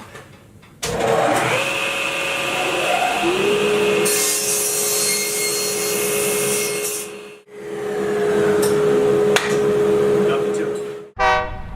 Okay, I'm bringing the camera around to show you what we're at so far. This is all just loosely fitted, but I wanted to show you, kind of give you an indication of where we are. All the ribs have been cut, and as you can see, and I'll go down to a profile here. If you take a look down at the profile, that first profile is actually pretty good, and that's the 4-inch side. If you look over at the elevated side, that profile is actually pretty good as well. There's some minor sanding and minor adjustments to make, but we can make those pretty easily, and we'll do that once we start putting them in place permanently. Now, the next problem that I have is actually out front. I need to cut to this line all the way across. The reason being is because that's the front of my module. The second issue I have is the following. I've cut this side actually down on both ends. Now the joinery don't fit, so I now have to mark for the joinery on this side. I can get away with it by clamping it and putting a pocket screw in here with no issue, but I think I want a little extra power or a little extra strength in this case because this is going to be an end module. So we'll go ahead and mark those. I not only need to do it here, I also need to do it here, there, out front, and anywhere I don't have a connection. So we'll kind of do that next. Okay, I want to stop right here and show you where we are in the process. So what I've done here is I've actually cut the terrain, or what I expect to be the terrain in its final state, off these ribs as well as along the back. As you can see, it's taller on one end and shorter on the other, which is kind of what we wanted to do in the first place. I have to deal with the blocks. So the blocks are, since the front is now cut at 4 inches, the block is still sitting at 8 inches. This is the piece I actually cut off. So you can see the joinery, which used to sit out here, I now have to make another piece. And that's easy to do. All I have to do is mark it, line it up, and ready to go. Now I have a chance to check out my angle of elevation. And I've actually put my ribs in their approximate location of where they're actually going to be. And it doesn't have to be perfect, just has to be good enough, and it's sitting on a flat surface. If here's where this little tool comes in. This is a straight stick. You can use a level, anything with a straight edge. And what I want to do is I want to put my stick across that particular elevation. Now, obviously if the elevation is shorter, use a shorter stick. If it's longer, use a longer stick. What I want to do is just put it across, and what I'm looking for here is to see if there's an angle of rocking. And as you can see, that actually is. The rock is actually this rib here. I have two options to fix that. First, I can actually sand down the rib where it meets here. That's one easy option. Doesn't take very long to do. It's not very much. The other option is I can just move it out a little bit. Since that lowers the angle, I can move it out to where I need to. And now, everything touches without issue. I have plenty of support all the way across. It doesn't have to be absolutely perfect, but this is perfect enough for me. Once I put in my sub road bed, that won't go nowhere. The only thing I need to do is I need to follow this all the way down. If I have any high spots or low spots, I need to deal with them directly. Mostly done by sanding. As you can see, my gaps, there's no gap from the end all the way through. Same thing holds true when you move down a little bit longer towards the end. I have a small gap here, but I can fix that by moving the rib over just a little bit. And that problem solves that. From there, it's just a matter of going through the process of putting out my sub road bed and I'm good to go. The last thing I need to do is to sand out where I need to sand. Not a problem. Fix my joinery, cut those down. This will be ready for glue up. Okay, I want to stop here and show you where we are with the progress. I've actually gone ahead and glued in the sides, the middle sections, as well as the front and back. I've shaped them out, and what you saw was me finishing up the last of the smoothing out process. Now I have a terrain. The next thing I want to do before I do anything else is to bring out my track plan. And I've made a couple of the templates for the road bed, and I'm going to place them on there in their approximate locations. Couple of marks, and I've left them long, and that was done on purpose, and I'll show you why here in a little bit. So now that I have these in place and I have the ribs in their approximate location, a couple things I wanted first of all to do here is to see if there's any deflection, and we don't really see a whole heck of a lot, and that's pretty good. But I know you can't see it, but if you take a look at this first rib here, which is the one that is next to the blocks, my connection for my angle actually starts a ½ inch past that rib. So what I need to do is I need to make a relief cut, and I'll show you why that's important here in a few moments. Once all these pieces are in place and everything fits like it's supposed to, I'm then going to gently mark and screw only the permanent ribs on the blocks themselves. I'm going to leave these loose for now. We'll identify once they're in the right location, then I will go ahead and mark them in to where their locations are, and then screw them into the side. So we're actually going to do that next. Okay, I put the module up on its side so I could show you a couple of things. I've actually glued and screwed all the ribs in, and I've actually made these relief cuts using this template you see right here. Just attach it on, trace it out, and it's going to help alleviate some of that weight because each rib actually has that. Let's move this back down on its face.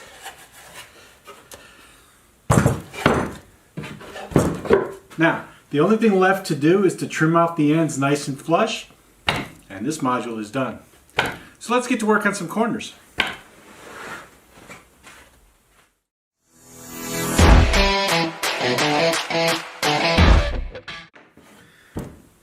So let's talk about corner module for just a second.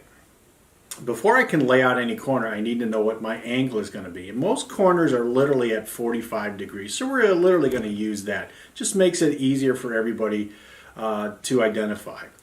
The width of the module typically is going to be based on what your end distance is from your modules that are going to connect up to it. So most of the modules are literally 2x4, so we're going to go with 24 inches. That's going to be one of our end points.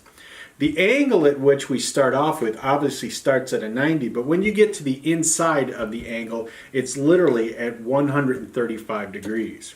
So I've drawn this out on a piece of plywood where all my angles are going to be, and literally this is to scale. So I know that this angle is 135, which means that my cut is a 45 degree angle on my table saw. So what I did is I took another step back and I decided to actually draw full scale of where the pieces need to be. And that created this block, okay? Now, that block and that angle is what we're going to be using. But let me show you some common issues that most modelers have when they create these types of corners. The corner itself literally is a 45-degree corner, and that's okay. Now, there's a couple of ways to go about putting this corner in place. You can actually overlap it this side, which is common. You can overlap it this way, which is common. But one of the issues that we see is the fact that there's no way to easily or tightly connect them together with a mechanical fastener. Typically you see these put together with screws and maybe some glue, but over time they simply sort of start breaking apart and chipping out. That's really not that fun. So I decided to look at a possible alternative. The other alternative is to cut that angle in half. That angle in half would be 22.5 degrees, making my 45 degree. I have the same problem here. While the angle is good on both ends, this piece had the cross member has to be cut precisely, which is very difficult when you're dealing with angles, as well as you're also going to have to find a way to fasten this together. Screws can work here, but there's very little material once you start driving them in, so that eliminates that issue. You can use glue and actually put in a couple of brad nails, and that'll hold it for at least for a while. Most of the time there's backer blocks put on the end of this, and sometimes that works, sometimes that doesn't. It just depends on how well those are cut. So again, we're going to look at the way that we built our modules. Going back to my pattern, I've done the same thing, except what I did is I've actually extended my block to include the angle that's built into it, and that's what I have here. So our standard block is a 1.5 degree, but the block with the angle in it is 135 degrees. So on my full scale pattern, I've actually can put out, and it actually sits in that 135 degree angle. The only thing I need to do now is to find the length of this, and those are all 90-degree cuts. So let me lay this out, and we can move ahead from there and show you what's next. Okay, I've laid out my diamond pattern and all my rails, my blocks, and where they need to be, and I've started working on the joinery. I have two left to do, and those are the inside of this particular side. I've already done the outside to verify where they need to be to make sure everything is good. Now all I have to do is do the inside. And I have a couple of options. I could put it where it's flush on this side, or I could put it a little more towards the outside if I wanted to. It's completely up to you and how you want to approach it. I'm going to put mine on the inside. I really don't need to worry about changing the settings on my fastener or my machine that actually does those settings for me. So all I'm going to do is just mark those and cut those. I'm set up for that over there, and that's what I'll do next. Okay, the next piece that we're going to be doing for our fastening systems for our sides is to create pocket holes. They'll be used as clamps along with glue, but it will also be used to keep these joints nice and tight while the glue dries. It's as easy as taking the piece, placing it in the pocket hole jig, clamping it down, and drilling a hole.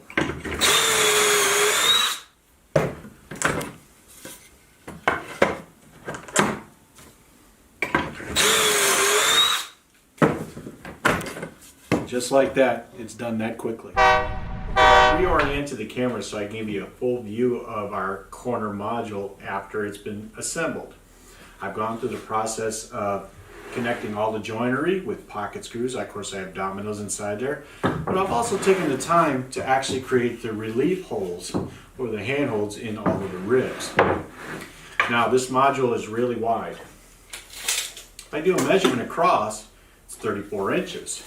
If I measure it from point to point, it's literally 67 3/4 inches. And that in and of itself presents problems and a challenge when we're trying to transport it.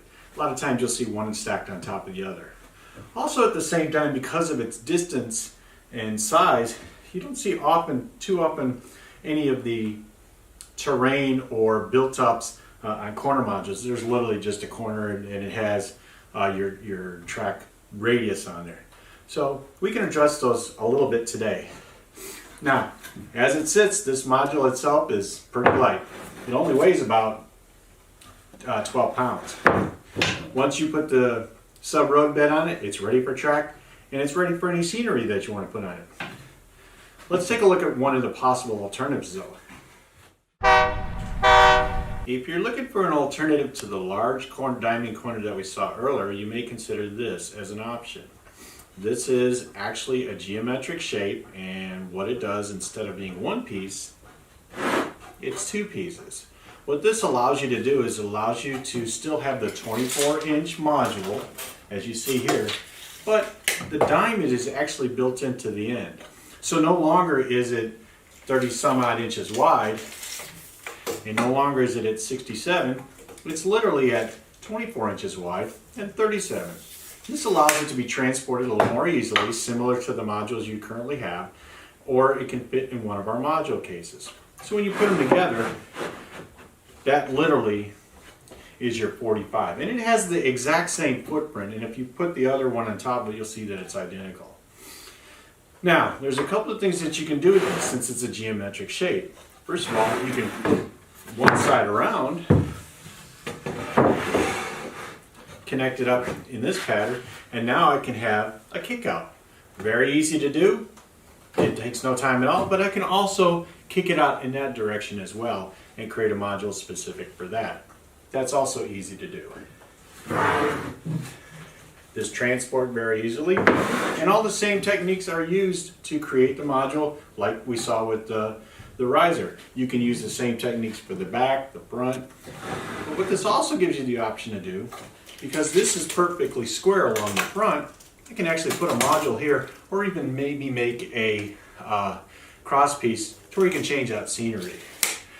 Possibilities are endless. So this projects have been really fun to build. They don't take a whole lot of time as long as you prep and make sure that all of your angles are correct for both your blocks as well as the sides for your system. All the other techniques are identical. You can still use your techniques for risers as far as terrain and do the ribs. Everything still applies here. Now for next time, we're going to work on tunnels, and we're going to learn how to create culverts and incorporate those in your modules. So until then, we'll talk to you soon.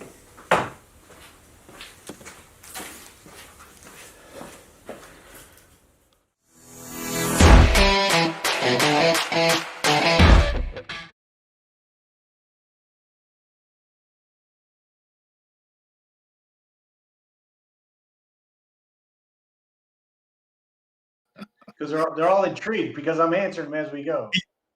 Yeah. Well, welcome back. We have the Norm Abram of Model Railroad Benchwork with us here, and we've got a couple questions for you. Well, one question was the detail of corner pieces. He was asking how they're made. Do you have anything else to add from the video on there? So what I typically do with the corner pieces specifically is when I work into my angles, I work those into the block, and everything else from there is actually a 90-degree cut. So if you pay attention to the angles in the blocks, everything else is automatic. I just have to cut to that, and that's really easy to do. Instead of trying to cut the angle into the mating pieces of wood, it's actually into the block. So block does all the work then. Block does all the work. Makes it easy. Are there any additional considerations if elevation is on a curve? Yeah, use your string line like you saw earlier, and you can use that all the way around like you did. That's just to get a baseline understanding. Then take your template and follow it along the same pattern. You should only have to make minute adjustments with sanding and up and down from that perspective. Now, if you're using an integrated piece like we did there, you just may have to sand a little bit. But if you're using a piece that actually sits on top of, let's say, a brace or something like that, you can take a 90-degree cut and shave off just a little bit, put it back in place, put the road bed back on it, and check your measurements. The thing there is that you make sure that there is no what I call teeter-tottering or going up and down. That means you usually have a high spot or a low spot. Cool. What do you estimate these modules to weigh? So the module that I showed you with the riser blocks, they don't weigh much at all. And actually, I have it right here. So if you really want to do it, it only weighs about 10 pounds, 10 to 13 pounds. And that has a lot of wood into it. So when you get to that weight, what we try to do is we try to take out weight where we can. In the ribs, we take out little center sections and pieces. that just add extra weight. Also, we don't use 3/4 inch pieces in the center. We may use 1/2 inch, which just makes the module lighter than it is. Also, we take out all the screws and some of the stuff that you really don't need, which is very heavy at the overall thing. So we try to use all materials which are a little bit lighter weight. Cool.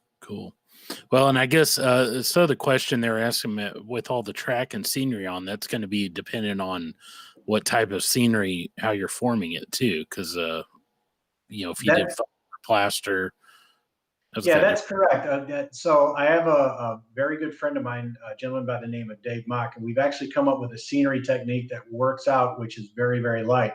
So we're using foam between the ribs to get our general terrain, and then we'll just put a light layer of plaster over the top of that to make it as light as possible. And the one that we did in our retrofit from last year, or last time I should say, it only added maybe a 1/2 pound more. So it's not really that heavy. You just have to understand the materials that are being used. Cool. So Speed wants to know if you can have track on both sides when you do the flip over. I'm sure you can. I mean, it's quite possible. One of the things that we're working on is the ability to connect it on the ends. And if that is kind of a universal, similar to track, if you flip track upside down, it's still the same width. So I'm sure we could do something similar to that and just find a way that we can support it on either end. It'd be an interesting observation, though. Right. The double-sided module there. The double-sided module, just turn it over. So. Well, I guess you could have different,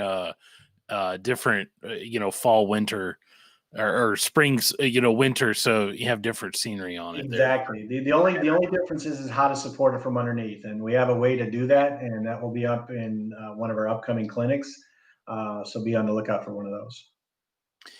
So have you experimented on how much wood to cut out to reduce weight?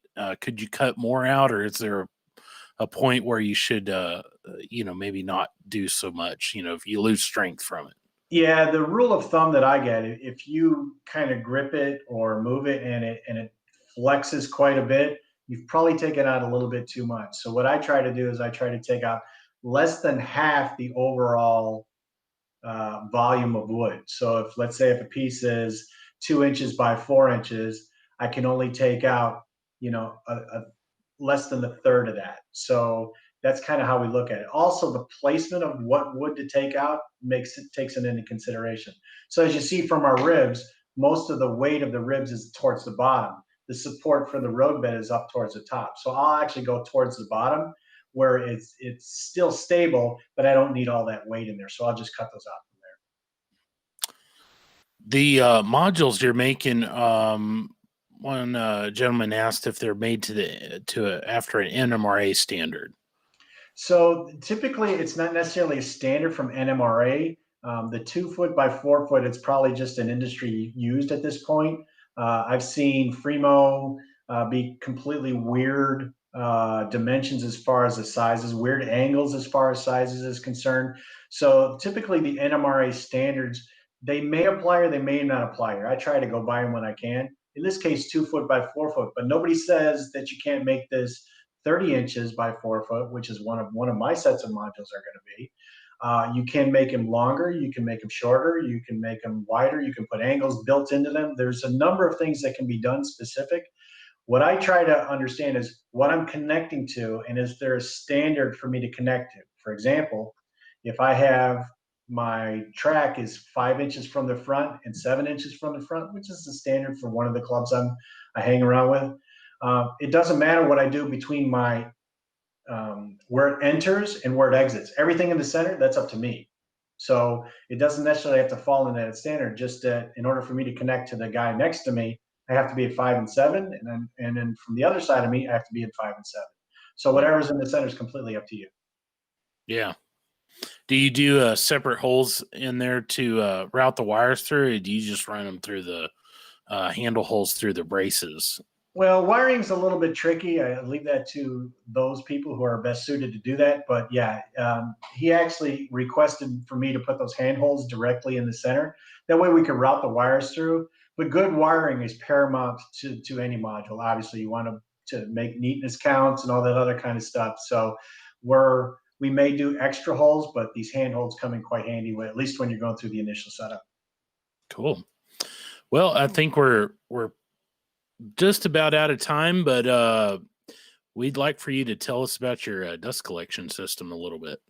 So I have what is known as a two-stage dust collection system. So what that means is that I have a first stage, which actually pulls primarily the sawdust, and a second stage, which actually pulls the fine dust with a 2-micron bag that puts fresh air back into the workshop. So it works out very well because it can be 30 degrees outside, and I can cut, as you saw from the video, and not have a whole room full of dust. When you're working with wood, especially the woods today, plywoods, greenwoods, things like that, they put chemicals in there for glues, and you really don't want to breathe that in. So I took a lot of extra time to put in a 2-stage dust collector. Cool. Well, Jeff, thank you for presenting that to us. And do you have a part 3 coming up anytime soon? Yeah, so Speed had asked me if we want to do our next series of module sets, and the next series that we're going to be focusing on are tunnels and culverts for your modules. So be on the lookout for that. I think sometime in April, but Speed will let everybody know. Cool.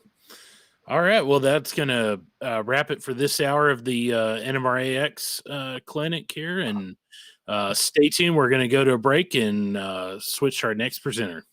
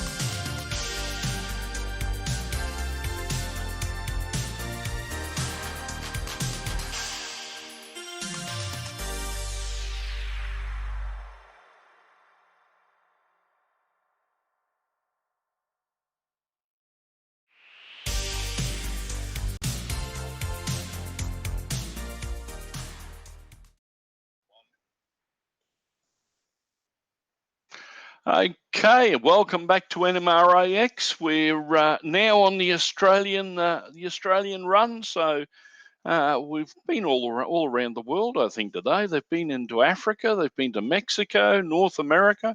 So yeah, it certainly is an international one. Well, our next presenter is coming all the way from the Australian capital. For all of those in the US who don't know, it's not Sydney, but it's Canberra. And it's in central New South Wales, or southern New South Wales. And Pat's here from the town of Queanbeyan, just on the outside. And I believe today you're doing guided rail tours, and you've taken some time out to come and have a bit of a chat to us about Canberra Railway. So without any further ado, I think I'll hand it straight over to Pat. Yeah, thanks heaps, Marty. I'll just share the screen and get the first things up. So yeah, unfortunately, I thought I was free on Saturday, but of course it's Sunday, 1 p.m. here in Canberra, and it's a balmy 38 degrees, which is about 100 degrees Fahrenheit in your language. So yeah, a bit hot. So I'm quite glad I'm going to have an hour off of train touring because it's very steamy out there. So yeah, so welcome. So basically I'm going to take you through the history of Canberra Rail. This is just a bit about me. I'm not going to read through it all. Basically I've done 2 years in Pakistan, 2.5 in Canada. Got to go down the east coast of America, as you do, to go to Disney World. So I've been through Carolina, Pennsylvania, and all those good places. Hadn't been near trains since about 13, just got back into them. 48 years old. I was in HO scale, I'm now an N scaler. Current president of the Canberra Monero N scale group, and you can see my favourite dog in the bottom left corner, affectionately known as Train Dog, who probably enjoys trains more than I do. He demands that they be run every night or he won't come to bed. Basically, I've got a 1.7 by 0.7 metre layout at home and recipient of the Brian Dwyer Memorial Award for the 1914 Canberra station, which you'll see later in the presentation today. I was involved in the convention and setting that up in Canberra for the NMRA, and I was a bit sceptical about the benefit of NMRA to young members. That totally changed with this NMRAX, which I think is a fantastic resource, and I fully support it. That's enough about me. You can ask me any questions from that list of interesting facts there later on. And of course, my last name, Gagel, pronounced Gachel in Holland. And Dad tells me that's like Smith over in Old Holland. So basically a bit of context for Canberra in terms of Australia's history. I mean, Australia discovered in 1770. The capital was originally formed following the Eureka Stockade down in Melbourne, but Sydney, there was a bit of a discussion about that. And of course, Australia was 5 separate states back in its day prior to Federation. Interestingly enough, we looked at the Canadian Confederated Provinces back in 1867, which essentially forms the basis of the Australian Constitution, quite ironically.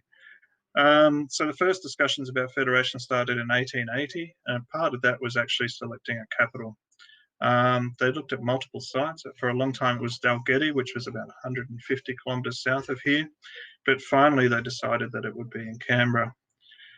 Federation occurred 1st of January 1901, and that basically resulted in the setting up of the Senate, the House of Representatives, the Office of the Vice-Regal or the Governor-General, and the High Court. So basically the Australian Capital Territory was established because basically a capital city, and even to these days, need to have access to a seaport and strategically be located inland. Due to the squabble between Sydney and Melbourne, it was also stipulated that it had to be beyond 100 miles from Sydney. So that sets all the block work for Canberra to be established. The other thing is, so they launched a national competition, and of course, Walter Burley Griffin won that competition 23rd of May 1912. I'll just try and move this little window here. So in December 19, and basically he took it up, and we'll go a bit more into that detail. But Canberra's had a very checkered history in terms of major interruptions of World War I, the Great Depression, World War II. Even in Canberra building itself, you'll see through the presentation, there was lots of doubt at various times through history whether or not Canberra would actually happen or be built. And indeed, the bureaucrats responsible for Canberra never thought Canberra would extend north of the lake. Such was the lack of faith in creating this brand new city. And you can see a lot of our landmarks didn't actually occur till the 1960s, 70s, and 80s. The most significant of that being the filling of Lake Burley Griffin, which didn't happen until 1964. It should have been filled in 1963. However, it was a drought that year, so when the Queen arrived in 1963, there were no lakes to be opened.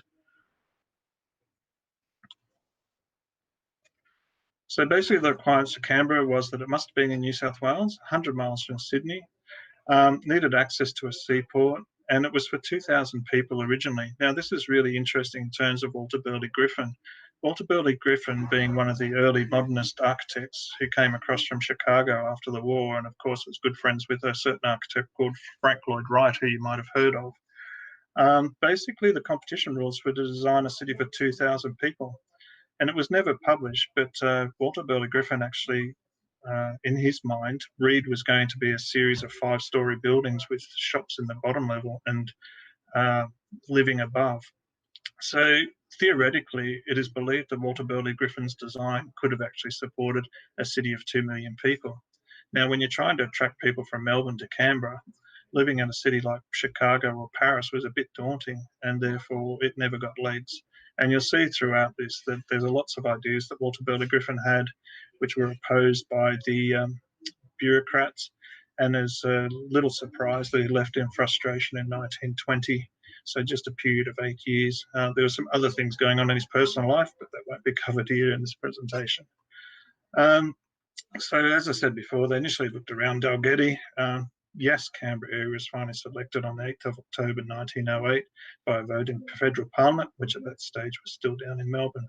They also purchased Duntrone Homestead for the military college. So what was going on around the times when they were designing Canberra? You can see Howard Ebenezer's Garden Cities diagram up in the left-hand side, and there was a few different proponents at the time pushing the whole Garden City ideology. You can imagine back at that time, they had the industrial cities in the UK, basically where they built cities for factory workers, fairly spog-bound, based on a grid. So this was a real radical new way of designing cities. The diagram on the right there actually doesn't look like the current ACT map at all, except for the two shapes on the left-hand side. That's the current shape, but originally they also intended to take into the catchment, which includes Queanbeyan. So they didn't partition that back when they created the ACT. However, the ACT still does hold water rights over that whole catchment. Hence, we've got a dam here called Googong Dam, which is actually owned and controlled by the ACT government. Down the bottom left is another idea, and remember this name for later. It's Robert Coulter. He was one of a local architect, urban designer, quite active in the area at the time, and was also involved in preparation of the competition guidelines. This diagram on the left is actually his idea. He thought it should be at Lake George because it was a very big water body. It's probably about 100 kilometres just north of here. The problem with Lake George is it fills and empties quite regularly. At the moment, it's probably about a third full. And the last time I remember it was full when I went to a swimming carnival way back in 1978. So not as glamorous, and yeah, you'll have trouble having water there the whole time, as pictured in Robert Coulter's diagram. Interesting enough, Coulter also did these watercolour pictures of the Canberra area, which were sent to all the competition entries for the design of Canberra. On the right, there's also a plaster model, and you can't quite see it on this picture, but I'll point it out on a diagram further. But it's even got a presupposed rail line, and I don't think you can see my mouse, but yeah, it'll show up on laid plans. And the bottom right corner is actually the competition rule book that was sent around to various people wanting to enter a design for Canberra. So here's a plan that reflects the plaster model, and you can see the dotted line going, squiggling up through the centre of the diagram, which is where they stipulated the rail line had to be in the competition rule book. if anybody's worked as architects, and being one in a previous life, I suppose I can comment, they're not the most easy people to follow directions, or not the best, not one of their strongest attributes. So one of the features you'll see when we get to Griffin's design is he didn't adopt that route. So here's the winning entry for Walter Burley Griffin for Canberra, back in that 1912, 1908 sort of time period.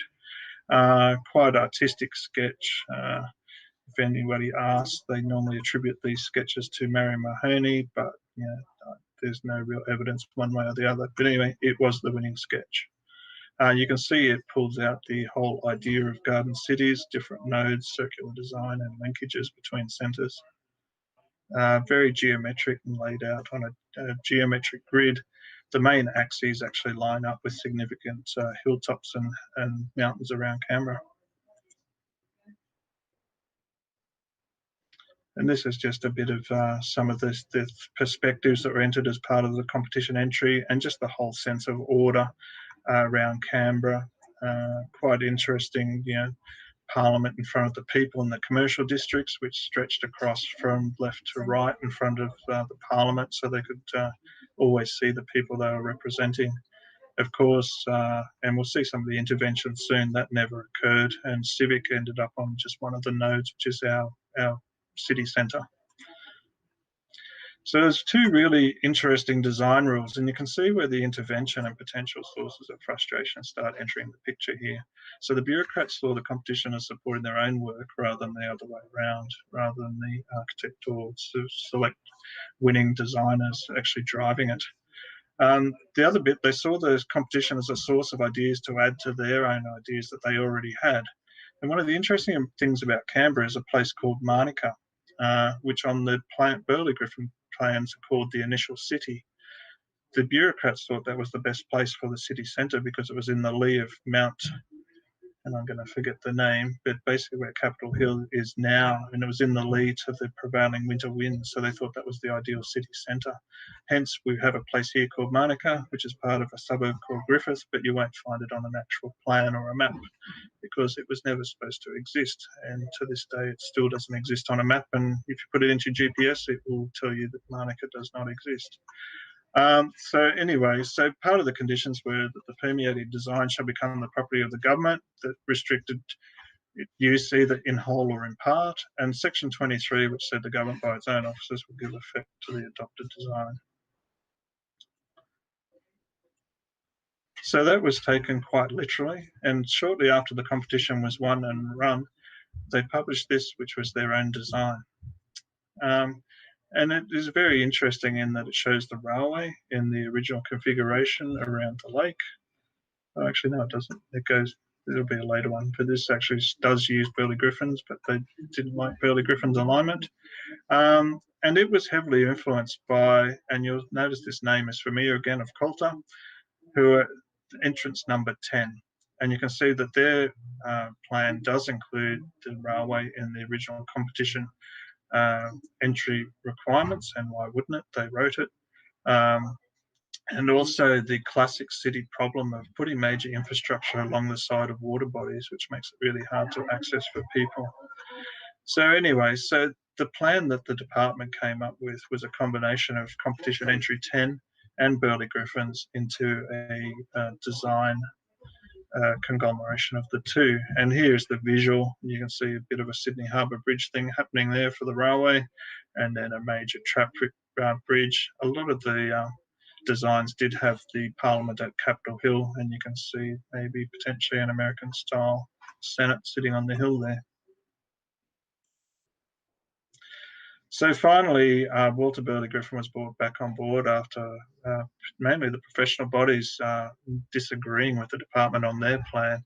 And this is Griffin's plan of 1916, which was the final published plan. And he never published another plan before he left Australia. I think the date of this is actually 1918, not 1916. A couple of features to point out here is the railway line crosses what is called a causeway. So the lake on the right, which is never built, is called East Lake. It's actually 6 metres higher than the main lakes. And its main purpose was to bank up any debris coming down the river so it wouldn't pollute the lake. Anybody who's been to Canberra lately knows that if we get a lot of rain, the lake gets closed for sailing because you usually have to compete with big logs and trees floating in the lake. So this would have prevented it. But anyway, I can go through later why it wasn't built. Mainly it was people thought it would be ugly having a 10-metre high causeway across the horizon in Canberra. But there's lots of those silly little ideas to why things weren't done. So basically now, that's sort of the context of Canberra. I'm going to break now into the railways and how this all started. So basically, being part of the N-Scale group, I wanted to model my hometown station of Queanbeyan. However, members told me you can't do that because, you know, I'm going to do that model, so you have to pick something else. Why don't you do Canberra? I thought, yeah, but Canberra's really boring. Like, this is all there is. This is our station. It'll be really easy. I don't like the building, even though it is a modern building in architectural terms. And yeah, but anyway, I relented and said, okay, I'll build Canberra and it'll go with your future Queanbeyan, which incidentally hasn't been started yet, but you get that with model railways. So when I first started it, the first thing I came across was this building, which has Canberra on it. I thought, this is really odd. So to my surprise, Canberra has a long history of railways, and this is the 1914 station. This is one of 3 photographs I have of the station. And so we commenced building it, and another great source was the book up on the left-hand side called Canberra Railways and the Monero Districts. Also, this photo is another famous Canberran who's Williams James Milden Hall, who born 1891 to 62. He was actually a public servant and he had keen interest in photography. So he did a whole heap of photographs which are invaluable of Canberra's early development. Unfortunately, he lost his job when people thought it was unfair that a public servant was given the luxury of taking pictures, and of course it was outsourced to a commercial provider. But anyway, the first Canberra station was based on what we call the New South Wales Government Railways A4 station, which is the one down at the bottom. Although, because the railways employed tradesmen and builders of all the trades during the days, they quite often modified from the standard design to incorporate other things. So basically, from the limited number of photographs and being an architect by profession in a previous life, although I haven't done that now for 15 years, I basically drew up the station from the photographs. The other interesting modification for the A4 station in Canberra is normally the roof over the platform kicks up to give you more head height, but for some reason, maybe it was climatic considerations, the one in Canberra goes straight down at the same angle and gets quite low. You can see the edge of the roof is at basically a door head height. This will be the second of the photographs which appeared, including the pedestrian gate, and you'll notice the poplars in the background. Also in this picture to the left appeared the 1926 station, which is further beyond the 1914. So here is in styrene, N-scale 1:160, basically that end platform view, brass etches for the windows, and this was the design which would go on and win the N-scale Convention Award model of the show. Down the bottom left is in my previous profession, I was a little bit ahead of my time and I did 3D buildings and renderings of buildings. So that was one of our buildings for the local Radford College. Even though I have that skill, I still find it more therapeutic to building out of styrene and scratch building. So that's the way I've gone with this, and I find it quite relaxing. This is a later shot showing the 1914 station, the 1926 station, and I'm not a big fan of the 1942 extension, so it's just tucked on the end there and I can remove it from the layout when I don't want to look at it. The 1926 building itself is quite nice, and a good shed on the left. I then came across this building. It's a historic photograph, and I always thought the station was on the right, the 1914 station, and the good shed on the left, but it's actually looking from totally the opposite direction. So I thought, that's weird. They changed the window in the station from a double to a single. They didn't do that at all. And in fact, in the standard goods station, it did have 2 windows there. So this one's obviously been modified when it was built just to have the one. You can see a freight wagon on the goods shed, and also some passenger cars sitting in front of the 1914 station, and some very modern motor vehicles out to the right. So basically this is the recreation of the same photograph, although you can never match the optics exactly. And also I've got the much later, longer extended platform. But we've got passenger cars, and we have the freight car sitting at the goods station. So this is the 1926 station. With this one, there's the 1914 on the left. That's the third photograph I have of 1914. 1926 station is to the right. At this stage, it doesn't have the 1942 extension to the right-hand side. I was lucky with this one in that I had a bit of a head start in that there's a plan published in the Canberra's Engineering Heritage book. So I had a head start with this one and didn't have to measure things. So I could start with that plan once I fixed the scale and the length of the building. So basically I drew up the plan for that, again, just for the purposes of scratch building the building. I didn't realise at this stage, but there's this architectural style called Federation style or Canberra style. And it's prominent in the height. It doesn't come out from these drawings or the photographs. And there's a photograph from the front of it just prior to the Duke opening Canberra as New Parliament House in 1927. So this was finished in 1926. But it does pick up and looks very similar to the architecture when you model it as the Hyatt Hotel in Canberra, which is predominant style, and also the Hotel Kurrajong. And that was the name of the mountain I couldn't remember before. It's actually Mount Kurrajong, where Capitol Hill currently is. It's been renamed. So that's all out of styrene, all scratch built, a lot of fun. It also has the interior in case I want to go back sometime in the future and finish the interior off, but at the moment it's just all in white styrene. Here's looking up the road. You can see, again, 1914 station on the left, 1923 station, 1926 station in the middle, and the 1942 extension is that little roof addition at the end. I had no plans for the 1942 extension other than this newspaper article. And it's really interesting looking back at history. When you look at the newspaper articles, that describes exactly in dimensions, space, and from that one photograph, I could actually recreate like what the 1942 station would likely be like.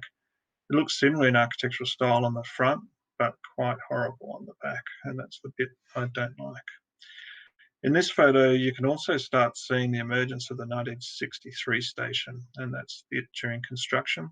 So at one time, the 1963, 1942, 1926, and 1914 stations existed all in a row. But at this stage, the 1914 was used as a staff office for railway staff working at the station. And here's just another view of all three in a row from the roadside. So you've got 1914, 1926. I have to improve my join a bit with the 1942 bit, but that's okay because most of the time it probably won't be there because I don't like it. And you can just see the emergence of the 1963 station on the right there. So it was really interesting, even researching the current station, that it was only ever planned to be a temporary station. And we'll get through this as we go through more of the planning of Canberra. So it was supposed to connect to by this time, there was originally planned a railway through to Yass to link us to the Sydney-Melbourne route. But in the meantime, they chartered in 1963 a new route through the Majura Valley. So hence this railway station was viewed as being temporary because they'd build a future one, and you can see on the diagram there, possible site for new rail passenger terminal, and that basically aligns with the airport and through to the Majura Valley. Canberra's always been interesting in terms of railway stations, and our railway station is not at the city centre. And as we get into the planning a bit more when it returns later, you'll also see that there was also controversy about where the city centre was going to be. So, yeah. So that would make it hard to locate a railway station in the city centre when it hadn't been decided. And this is basically a photo from probably a week or two ago of where that model's currently at. The flags on the flagpole are basically a photograph. I basically stuck it in Word, did one did it back to front, reversed and mirror imaged it, then just folded the paper in half and glued it to the flagpole, and there you have flags. Sorry, it's not a high resolution shot. There's the flags as well. And this is a couple of weeks earlier before I'd done my painting on the station. You can see here the emergence of the railway in the cutting, and basically that's Griffin's route that would have gone through to a station called Southbourne. And basically I'm going to call this Griffin Station. Never existed, but I'm going to model that up anyway as to what potential could have been. And you can see the poplar trees in the background. Only one has totally been finished. And this is my design, which I borrowed from a local 1950s Canberra building, just to be the Griffin Station down in the cutting. And of course, I'm going to make it contemporary, so it needs a lift for disabled access. And interestingly enough, one of the stations at Russell, one of the reasons that that Canberra Railway wasn't never built into the city is they complained that passengers would have to traverse 35 feet of stairs down into the station, because of course back in that time they didn't have escalators. They did have lifts, but they couldn't move high volumes of people like an escalator can. So that was one of the reasons why Griffin's Railway was knocked on the head and delayed a bit longer. And that is from Friday night, actually. I just did the first facade, and the stairs have been in existence for some time. Just a bit of vision. This is a New South Wales 44 class. You can hear train dog jumping up and down on the floor in the background, which is the tapping noise. So that's a New South Wales Government Railways train from the 70s. Here's a separate one which I decided to put on a famous train in Australia called the Indian Pacific on, and imagine what it would be like if it pulled into Canberra at some time. And I'd certainly ride it. So that was really interesting. That's a model that's built from a kit, painted, deckled it, and similar with the carriages, they're all kits, deckled and painted, and they don't like the frog on that Eco 55 long point. Anyway, I'll have a look at that. I think there's some fixes for that. So when I published that on the web, my friend came back to me and said, Pat, that's not a silly idea. The Indian Pacific did actually come to Canberra for promotional tours in 1973 and one for later on. So the left photo is actually a picture that he took at Canberra Station, Indian Pacific, New South Wales Government Railways 44 class in reverse livery. And on the right is a later photo, again, to promote the Indian Pacific. This is actually taken at Queanbeyan Station, my local town, but it's en route to Canberra for promotions again. I'll just check how we're going for time. Heaps of time, good. So basically beyond the Canberra station, there was also a rail spur which basically went down into a suburb of Canberra called Kingston. Kingston also had the first power station in Canberra as well and had a spur line to deliver coal. So along that spur and branch developed a whole lot of industries. So the building in the centre there near the white rack is the engineer's office. Further back is a cargo office. The white building is the carpenters and metal engineers office. In the foreground, in front of that building, I believe is the concrete pipe works. So basically everything in Canberra was constructed. Canberra was built at a very interesting time. As you can see, a truck there in the foreground, which was the trucking technology at the time. And there's another truck I just noticed over to the right there near the steel rack as well. So Kingston now has sort of got medium density housing through it, but it was an industrial centre of the town and one stage regarded as a slum. Hence they wanted it gone. But basically everything in Canberra was fabricated or constructed in that suburb. So in terms of Griffins and railways, he saw railways as central to cities and he called them a form of communications. So part of his original design following the competition was actually to design linkages through the main Sydney-Melbourne line. So on the left-hand side, you can see the dark unbroken line as being the 1916 trial survey through to Yass, connecting Yass. And on the right is the later 1965 survey, which goes through the Majura Valley north of Canberra, and obviously supports that other picture of a future railway design. The image on the right, you remember the competition guidelines said we had to have a link to a seaport. So Jervis Bay and Huskisson was supposed to be Canberra's seaport, and this is the railway line surveyed through to there. Again, 1916, never built. In all seriousness, we'd never have Jervis Bay as our seaport because it's an environmentally significant area, and I don't think you'd ever get permission from the Greenies to develop it as a going seaport. So this was the latest scenario, and back when I put this in the presentation, it was still being considered by the New South Wales government. It's since been judged as unviable. Before Canberra, there was a railway line all the way down to Bombala in the bottom of the diagram. It's been closed for a number of years, but this looked at opening that line again and extending it from Bombala to the Port of Eden, which in my mind is a great solution. And then when I actually did some work down in Eden, the bottom yellow line is actually the line we took, which is an old forestry road, which avoids very steep, narrow mountain roadways. It's quite a good drive. And this is just another later diagram. So this is, there are various plans for what they call the arsenal, which is basically a munitions dump to support and defend the city.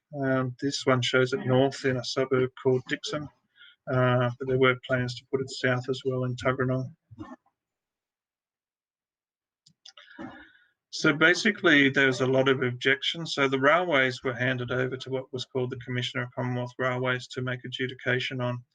So Route A, and you may not be able to see it on this map, but it's the northernmost one to the Market Centre, which was actually handed over to Defence, and the Market Centre and Civic Centre all become the town centre.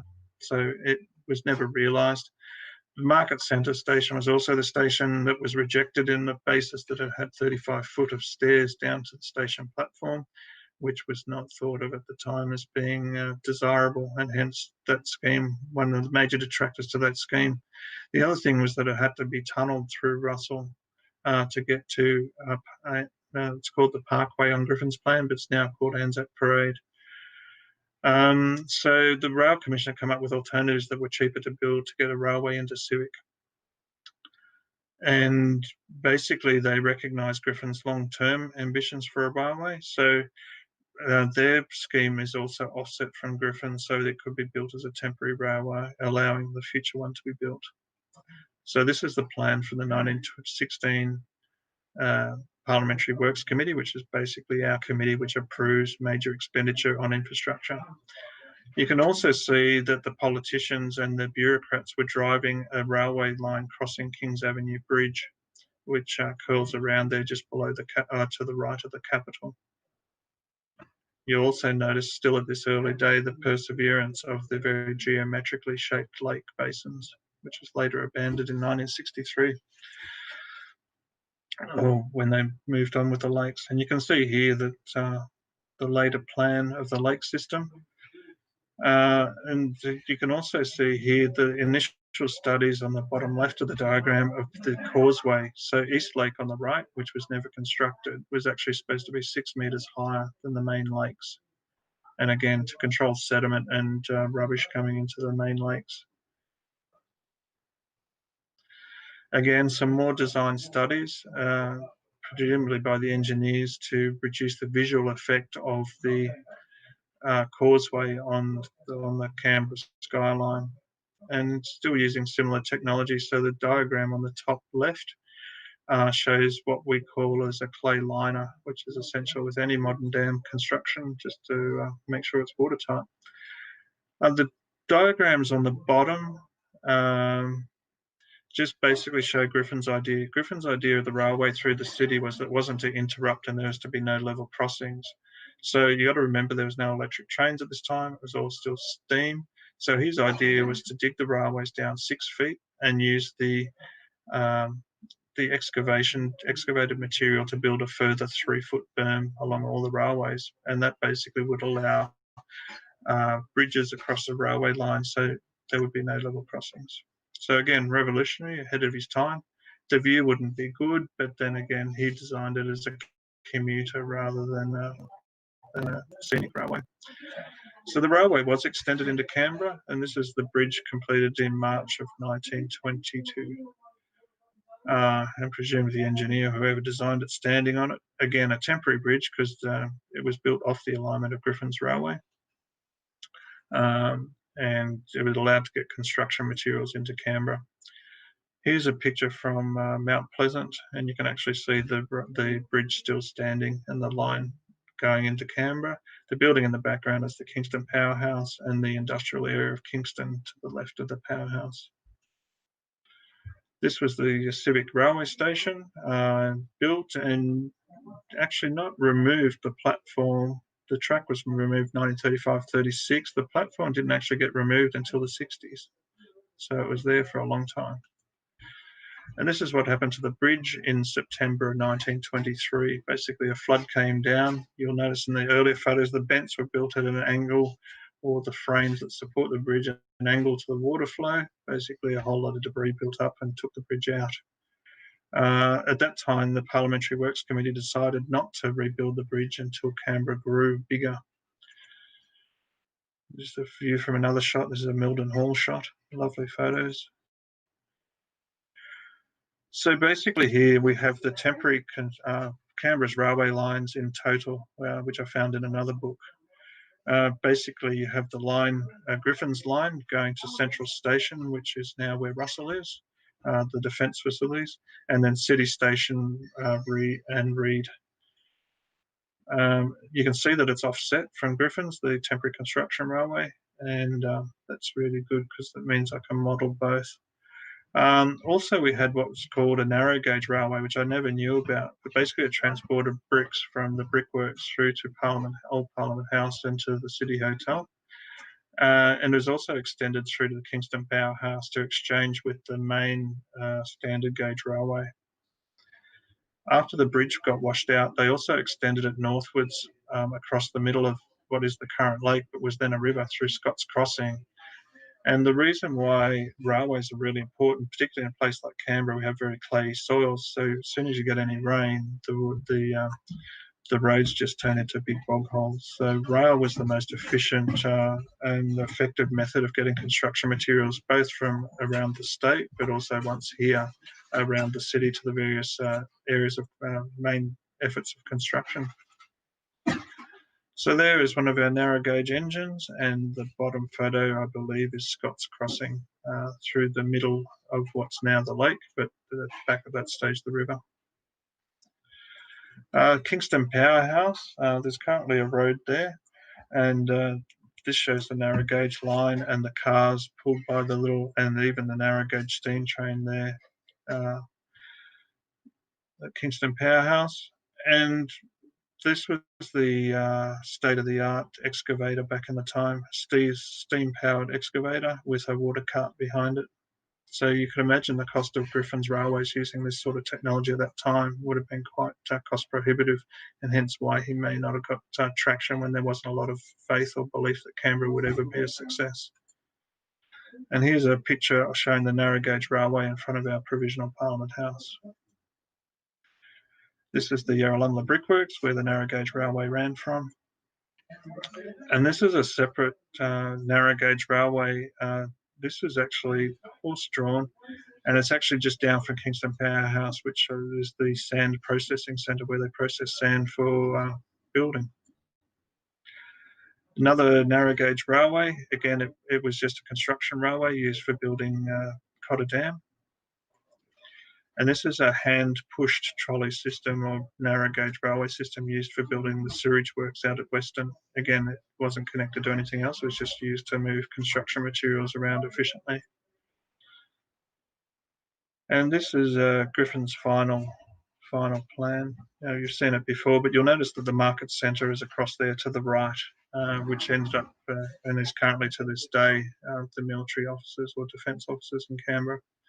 But other than that, largely the configuration is the same. The lakes never took up those pure geometric forms of the centre basin, east and west basin. In terms of the model, this is my proposal to build it all the way to Russell. So we have Canberra Station down at the left.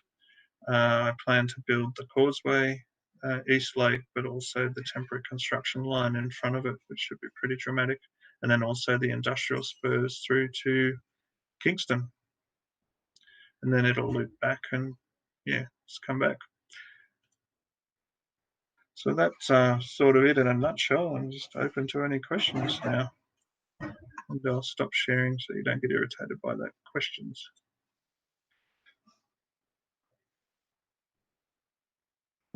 Okay, that was absolutely brilliant, Pat. I mean, I've never, I've been to Canberra quite a few times, but it was quite interesting to see how those things developed. I mean, as friends from overseas can see, Canberra's got a lot of roundabouts in it, so you tend to get lost. Well, I do whenever I go to Canberra. But yeah, GPS solved anyway, that problem. yeah, the GPS would help. I mean, the last time I was in Canberra, we were using a street directory, so they weren't they weren't very handy. You No. missed the turn off. Yep. Okay. Story.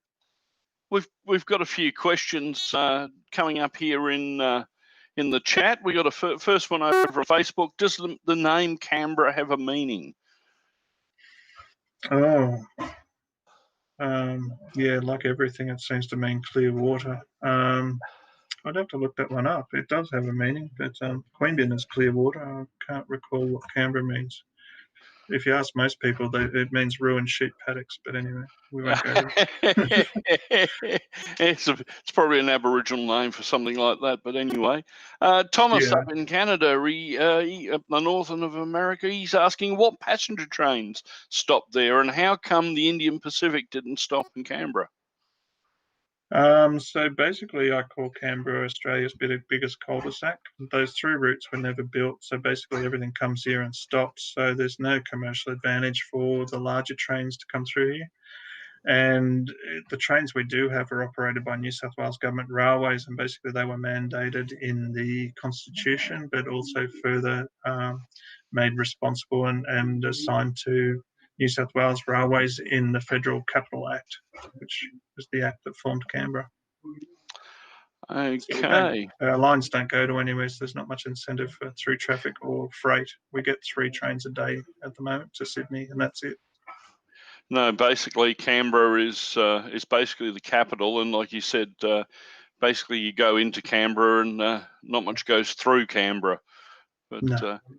Yeah, we've got the Great Dividing Range to our west, so it's a bit of a barrier. And Thomas was asking as well, is N-scale more of a challenge? Well, it's ironic that I got into N-scale as I'm getting older and my eyesight's getting worse, but I just like the sort of more expansive layouts you can build with it. But yeah, I always have goggles on when I'm modelling N-scale because I can hardly see it.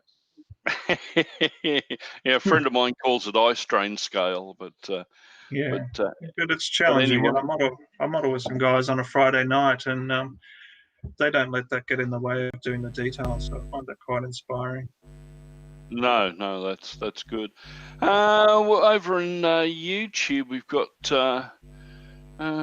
some more questions. We've got a bit of a hum happening there. Yeah, Jerry's on. Just go on mute, Jerry.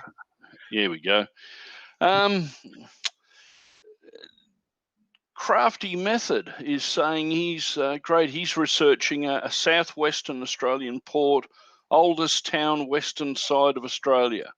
So it looks like he's from Albany in Western Australia. Because he's also asking, is there more roundabouts in Canberra or Albany in Western Australia? So being someone who's never been to Albany, I wouldn't know how many roundabouts are there. But yeah, I think I've only been to that side of the country twice in my lifetime. So yeah, I don't know, and never to Albany. So. But we've got you got a lot of great comments on the presentation on the YouTube there. I don't know if I've missed any out. I'll scroll back here. Yeah, so those Griffin also designed Griffith and Leeton in Australia as well, which a lot of people may not know. So yeah, it has similar roundabouts and Garden City theme. Okay, yeah, crafty method saying it's the big joke over here, no red lights in our city. Yeah, yeah. Our engineers tried not to use traffic lights in the early days, but they've succumbed to technology lately. We seem to have traffic lights everywhere now. Okay, yes, it seems to work that way. But so you're off doing railroad tours this afternoon or around the museum. So can you give us a bit of a breakdown about what's involved in that So and what you've got operating there? yeah, so we don't have anything operating at the moment. Unfortunately, the previous organisation went bankrupt probably 2 years ago now. So a lot of the rolling stock got sold off. We did have the Garrett down here, which was restored here, but it got sold as part of the by the receivership people. But we do have New South Wales BFS cars. We have two Southern Aurora cars. One's out at the moment doing historic rail tours, which is the dining car. We still have the sleeper here. We have 1210, which is a steam train, which was pulled the first train into Canberra. We have an old Pullman carriage, which has been restored by a fellow. He's been working on it single-handedly for 30 years. Hopefully he's got lots more birthdays to finish it off. And yeah, it's just some other old timber, a few man carriages, which was the competitor to Pullman, and Pullman ended up buying Man Out. Pullman carriages the passengers love, but if the man fitted more passengers, the railway companies preferred the man cars.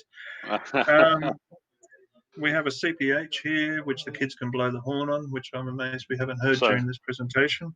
So And to let that's our friends overseas know what's a CPH?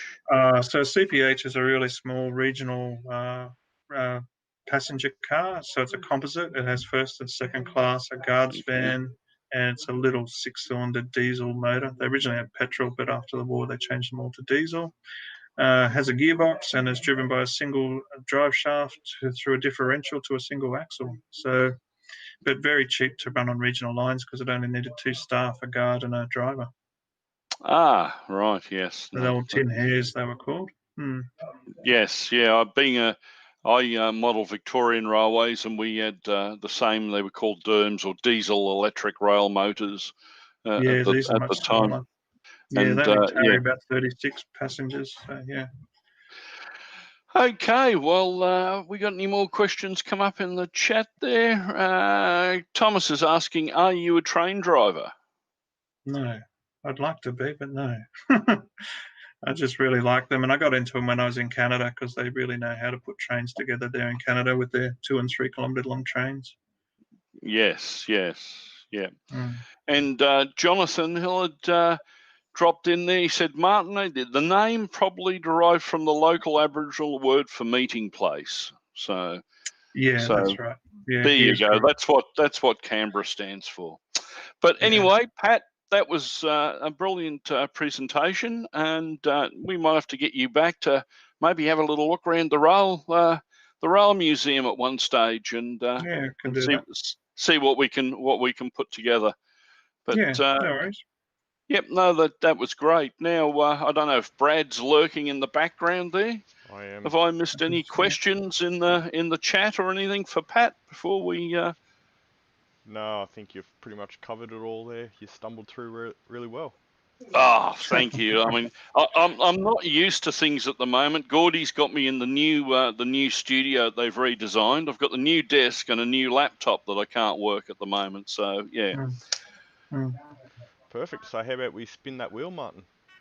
Well, I was going to say, if you got the wheel of chat there, we'll chuck that up and we'll have a go at that. And we'll thank Pat for his presentation, and we look forward to seeing him again with some other, maybe a trip around the Rail Museum there, or we'll see what we can come up with. Yeah, no worries. Yep, okay. Back out to the heat. Yeah, thanks, Pat. See you later. Bye then. See ya. Thank you. Okay, Martin. Luckily for us, we've still got a few more questions there on the board with Gordy, and the one that comes up now is electromagnet, stick, or magnet, how do you uncouple? That's a pretty cool question. I believe that came from Steve that should keep them going for a while. Yeah, how do you uncouple? So do you use electromagnets, the delayed magnetic uncoupling, or or do you use a stick?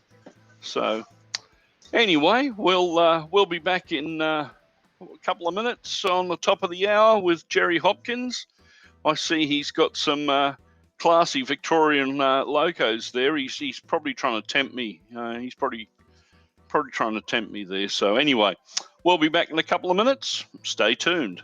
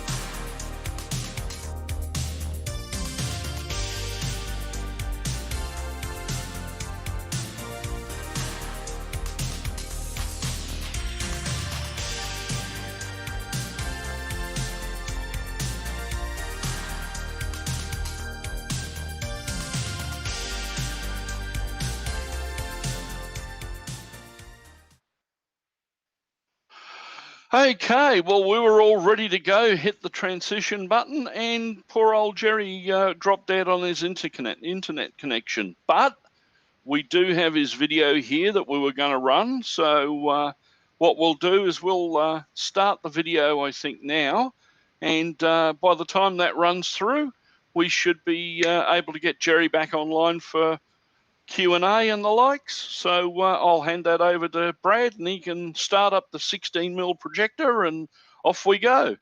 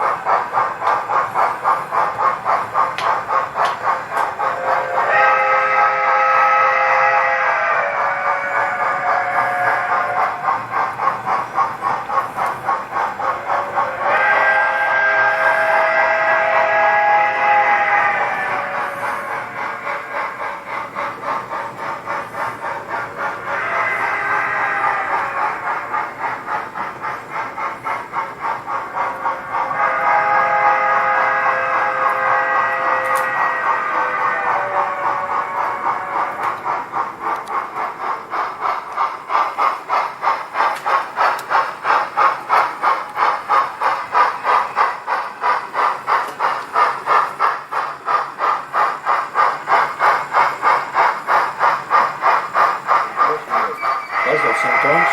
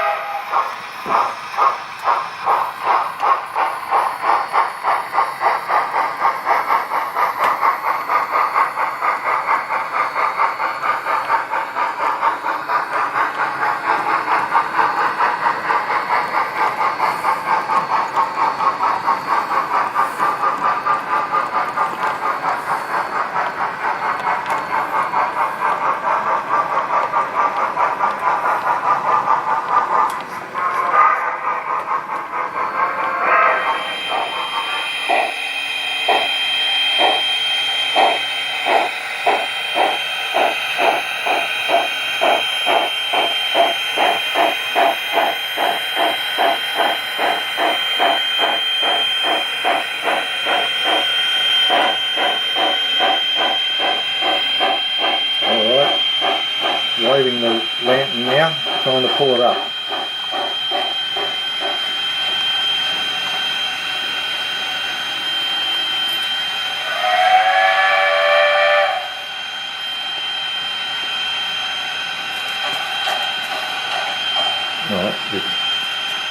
Right to go again. Signalling the engineer that the air's through to the caboose. We're right to go.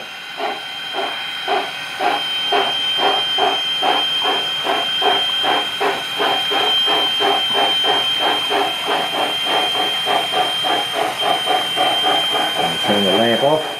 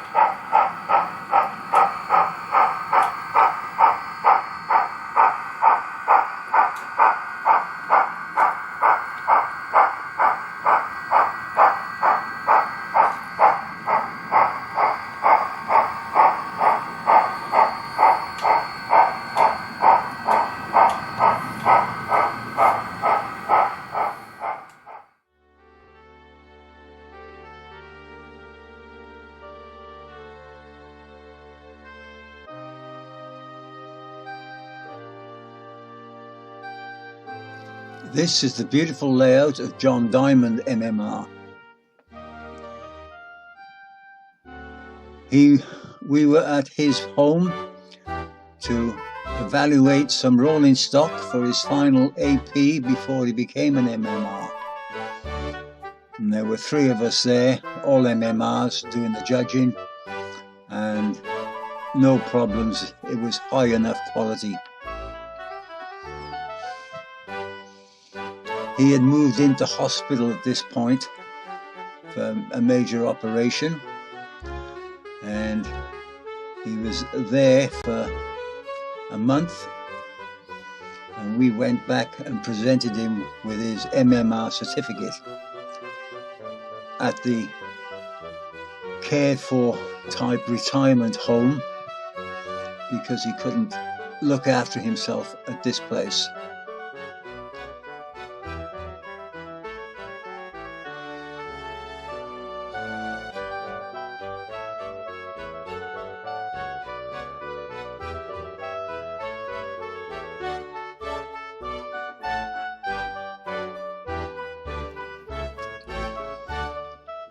Two weeks after he was presented with his MMR certificate and plaque, he unfortunately passed away.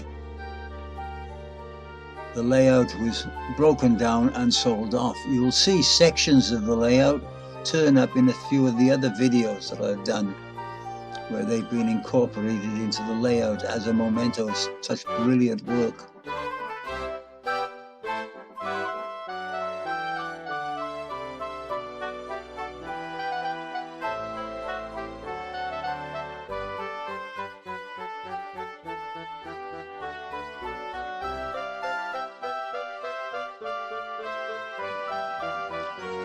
A phenomenal amount of detail on the layout, as you can see. And yes, we do have some trains running, you'll see them shortly, but attention at the moment is all this detail. It's absolutely beautiful.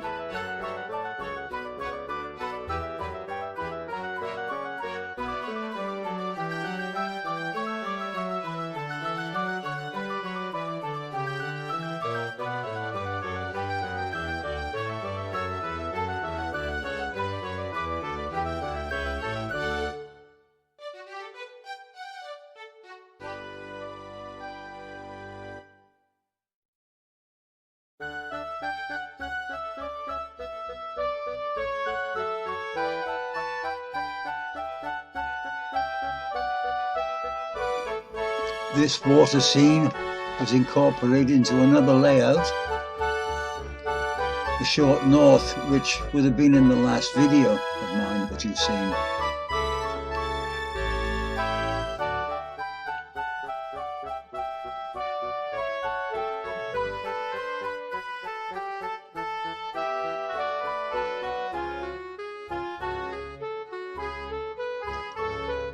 We have a bonus. 2 trains in shot at the same time.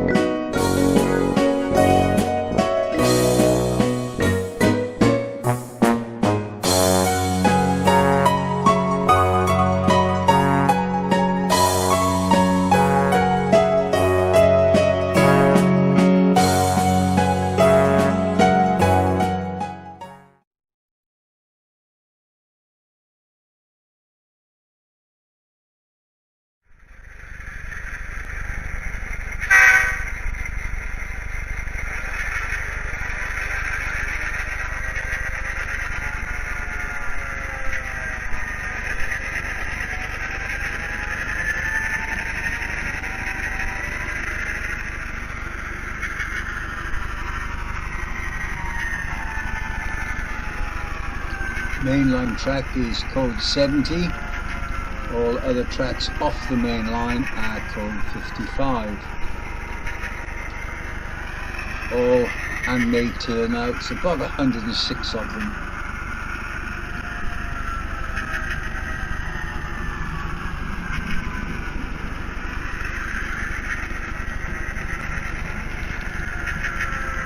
Starting the 2% grade up to Great Falls. You can hear the diesel notching up for more power at this speed.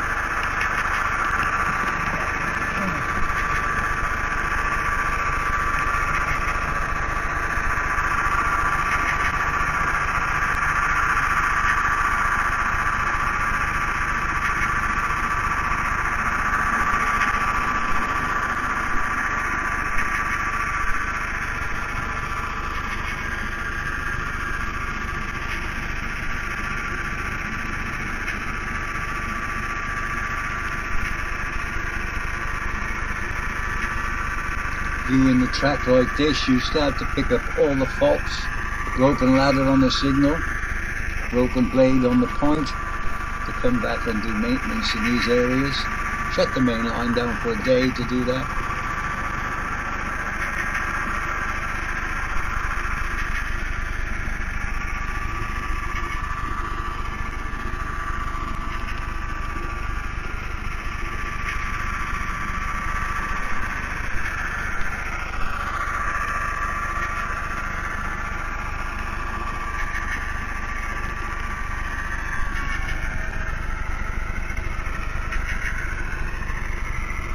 The engine is just notched down a couple of notches as we're now on the flat, approaching Great Falls Station on the right.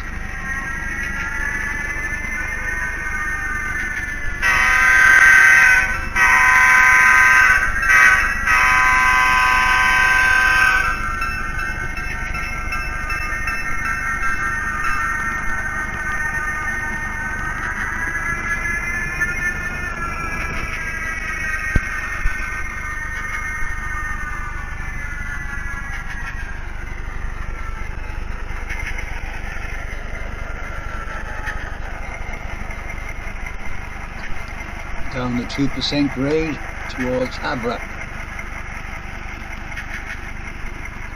As we cross the Trestle Bridge, you can see one of the check grills is out of place. That will have to be fixed.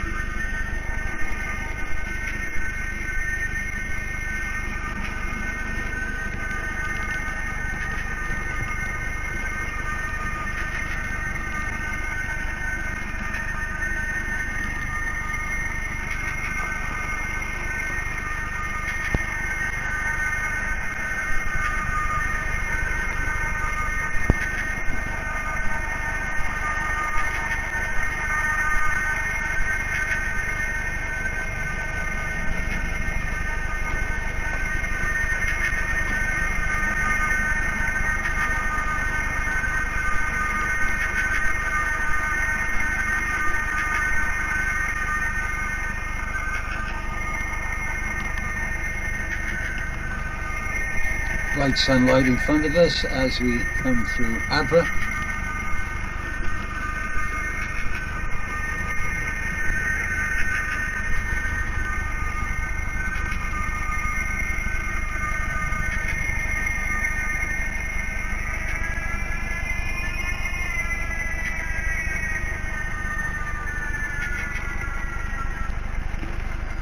We're pulling off the main line to come into the yard at Shelby.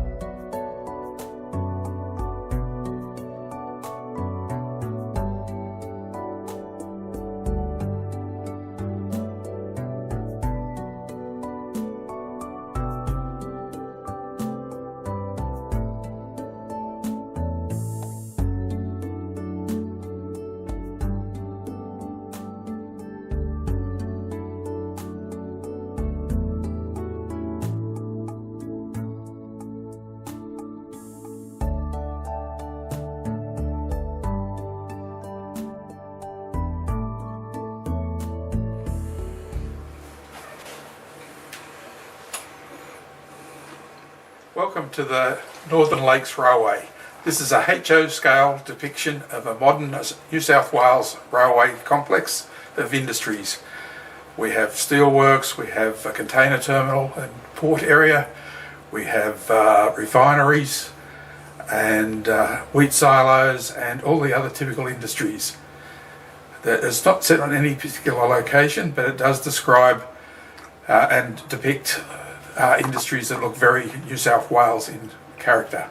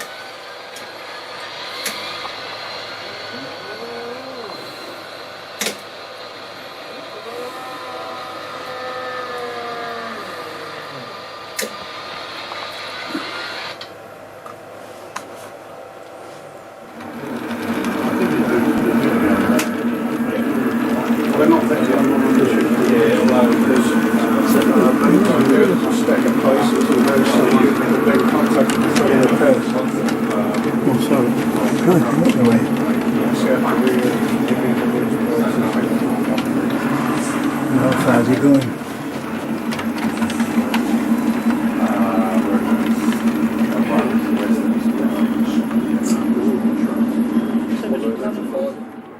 I've been down the steelworks when Lou was working there, and they had a 70-tonner. What happened with them seeing the SWs in weeks? I'll go to JMRI. It was on the market 2 weeks. Sure enough, they never. lately they have been, but for many years there they would never go to lately, but it wouldn't surprise me if the mountains have gone the same. There's a lot of people that live on the ride. It wasn't finished, so it was just a radio on the landscape. But we stored to hold the torch. Oh, you're right.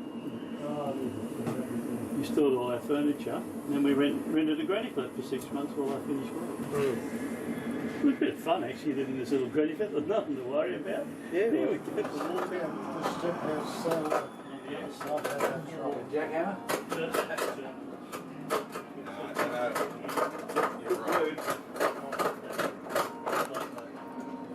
So what that is? He had a brand new out when he came out or something. Round college. His thing was 45 degrees slope. He's going to piss a chunk out of it. Very lovely. Look back at the whole section of mountains. All my guys got my Excellent wires, stuff all. It was tunning speaker wire, and I was trying everything in them and turn them over to them. I've seen people doing this around.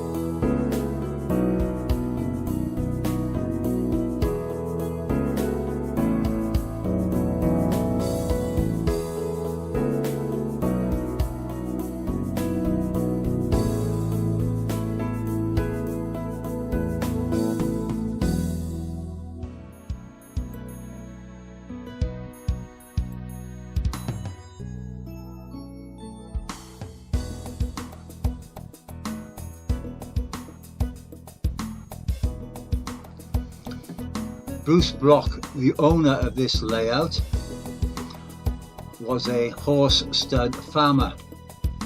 When he retired, he had plenty of room in the house, so he built 4 layouts. A British layout in one room, this American layout in another, a European layout, and an Australian layout. Unfortunately, Bruce died about 6 months ago, and most of this has been broken up. The Australian layout has been devoted to the local Dorrigo Museum, so that one's still around. The outcome of the others, I'm not sure.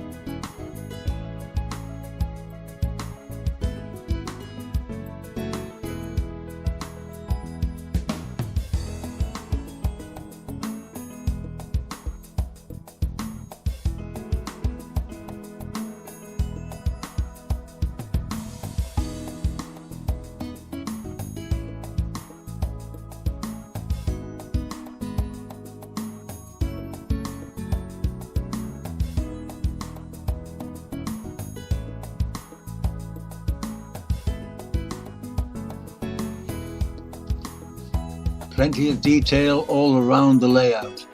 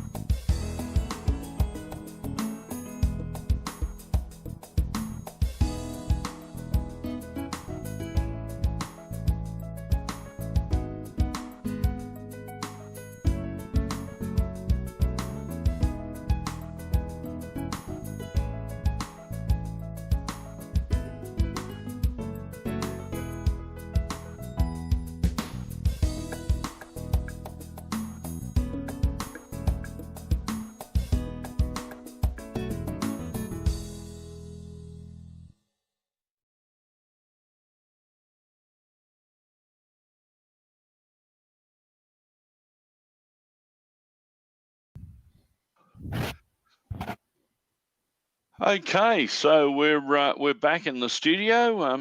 Jerry's hiding. He just put up a video of his engine facility on his Great Northern layout. He said it'd be better looking than that and looking at him. So I'm not going to enter into any argument there or make any comment. I'll just leave it at that. So let's have a little look over here in the chat and see what questions we've got. I think they've all been watching the video. There's not many questions in here.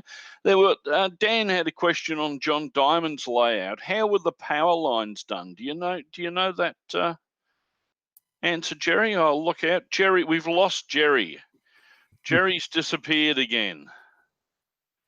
So I can't. I can't really answer that question because I've never really seen John Diamond's layout, and I probably I don't think I've ever actually even met the chap. So I'll Do you just know try where he and. lives? No. So Speed, if you turn your camera on for Martin because he's struggling there a little bit. Yeah, because I've got nothing to go with. Okay, that makes life a little easier. Now we got the electronics in the studio worked. I don't know what's happened to Jerry. I'll go through the comments anyway. We've got a few comments here. Dwight has put a comment in there. The GN's his favourite layout. So I think Jerry will be appreciative of that. Jerry's made a couple of comments in the chat, so he must still be there. I don't know what's happened to his internet connection. He disappeared on us there, but over here, do Australian modelers have a preference for which part of the world they prefer to model? Or do the majority model Australian, European, or North American railroads? Well, I reckon Brad and I could probably chuck a few comments in there. I'd say probably 1/3 of Australian modelers model Australian layouts, and then they're Australian prototype, and then they'd be divided mainly into the three main states. Or four main states of South Australia, Victoria, New South Wales, and Queensland. We have a lot of European and a lot of British modelers here, and we have a lot of North American railroads. So that's one of the good things about the NMRA in Australia is it's not only aimed at North American modelers. So we've got a lot of diversity, as you've seen from Jerry's videos. I mean, we've had some European stuff in there. We've had some Australian. We've had some American stuff. So it's a big smattering. Pat put a comment in there that mine is 2/3 Canadian and 1/3 Australian, mainly because I need to paint and decal the Aussie locos in N scale, and that proves a lot harder to get than ready to run in HO. And yeah, I'd agree with Pat there. N scale Australian outline equipment is very hard to get hold of, and you basically got to make it all yourself. So yeah. Okay, Martin, just quickly, I see Jerry's come back into the room, so if you want to change your screen around, and we'll see if we can get Jerry up there. We'll turn this around here, and Jerry's back. It's the heat. It's very hot today in Australia, in case you didn't realise, and the internet must have flaked out down in the Central Coast in New South Wales. So we had quite a few comments, a lot of praise on your videos again. One of the comments was on John Diamond's layout. He had power lines on there. Do you know how he made those power lines or how he put them together? I think he used that expanding elastic type a thread that you can get from the US. I can't remember what it's called, but you might have a sample there. Yeah, look at that. Okay, easy line, super stretch that lasts. It comes in 100-foot roll. Okay. There it is. How's that? Easy line. Beautiful. And there's a piece hanging down somewhere, and you can stretch it for miles. Well, that answers Dan's question by the looks of it. Kevin had another query over here, which you can elaborate on. I think Brad and I touched on it before, but it's just, do Australian modelers have a preference for which part of the world they prefer to model? Do the majority do Australian, European, or North American? Well, 10, 15 years ago, I would have said a toss-up between English and American, because they only had one or two locos then, and they were called Lima, which they're good for doorstops. But now the quality of the Australian locos and rolling stock is as good as anything in the world. There's plenty of it, and there's a lot of Australian modelers. And Yes. I think they're now overtaking the Americans for popularity. Yes. Yeah, well, with the prevalence of Australian ready-to-run stuff, I mean, even up in Queensland now, because Queensland Railway's 3'6", they do their HO modelling on 12mm track to simulate the 3'6", and even that's getting quite a big prevalence now, as we've seen. But yes, the old days, everything had to be made by hand or kit bashed from an American model or scratch built entirely. But now we can buy some really neat models ready to run. Now, on that subject, recently, a couple of weeks ago, a new company released a model of the 3806, one of our favorite locos in Australia. And people complained at first it didn't have lights, it didn't have that, didn't do anything else. But it wasn't a bad basic model. But the number of people who have actually got stuck in to do modeling, instead of just take it out of the box and put it on the track, is overwhelming.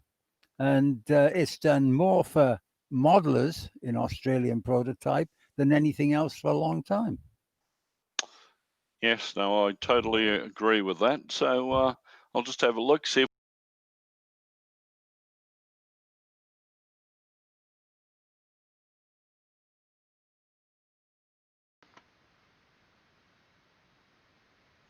Martin? Nope, that was me.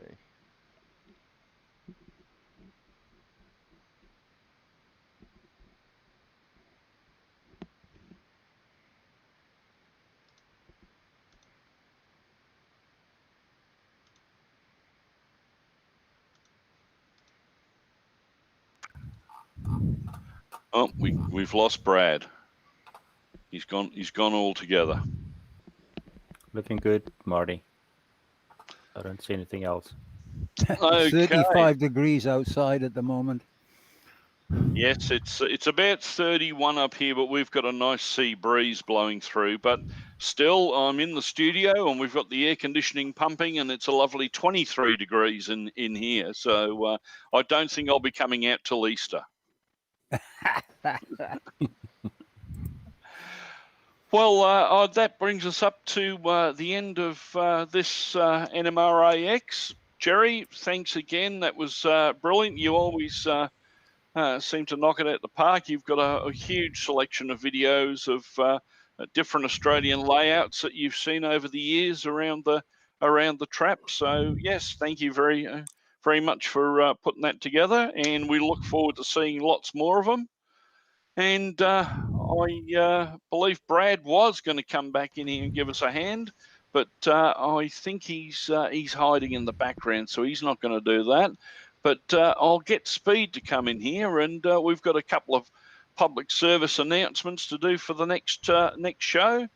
So we'll bring Speed up in here, and there we go.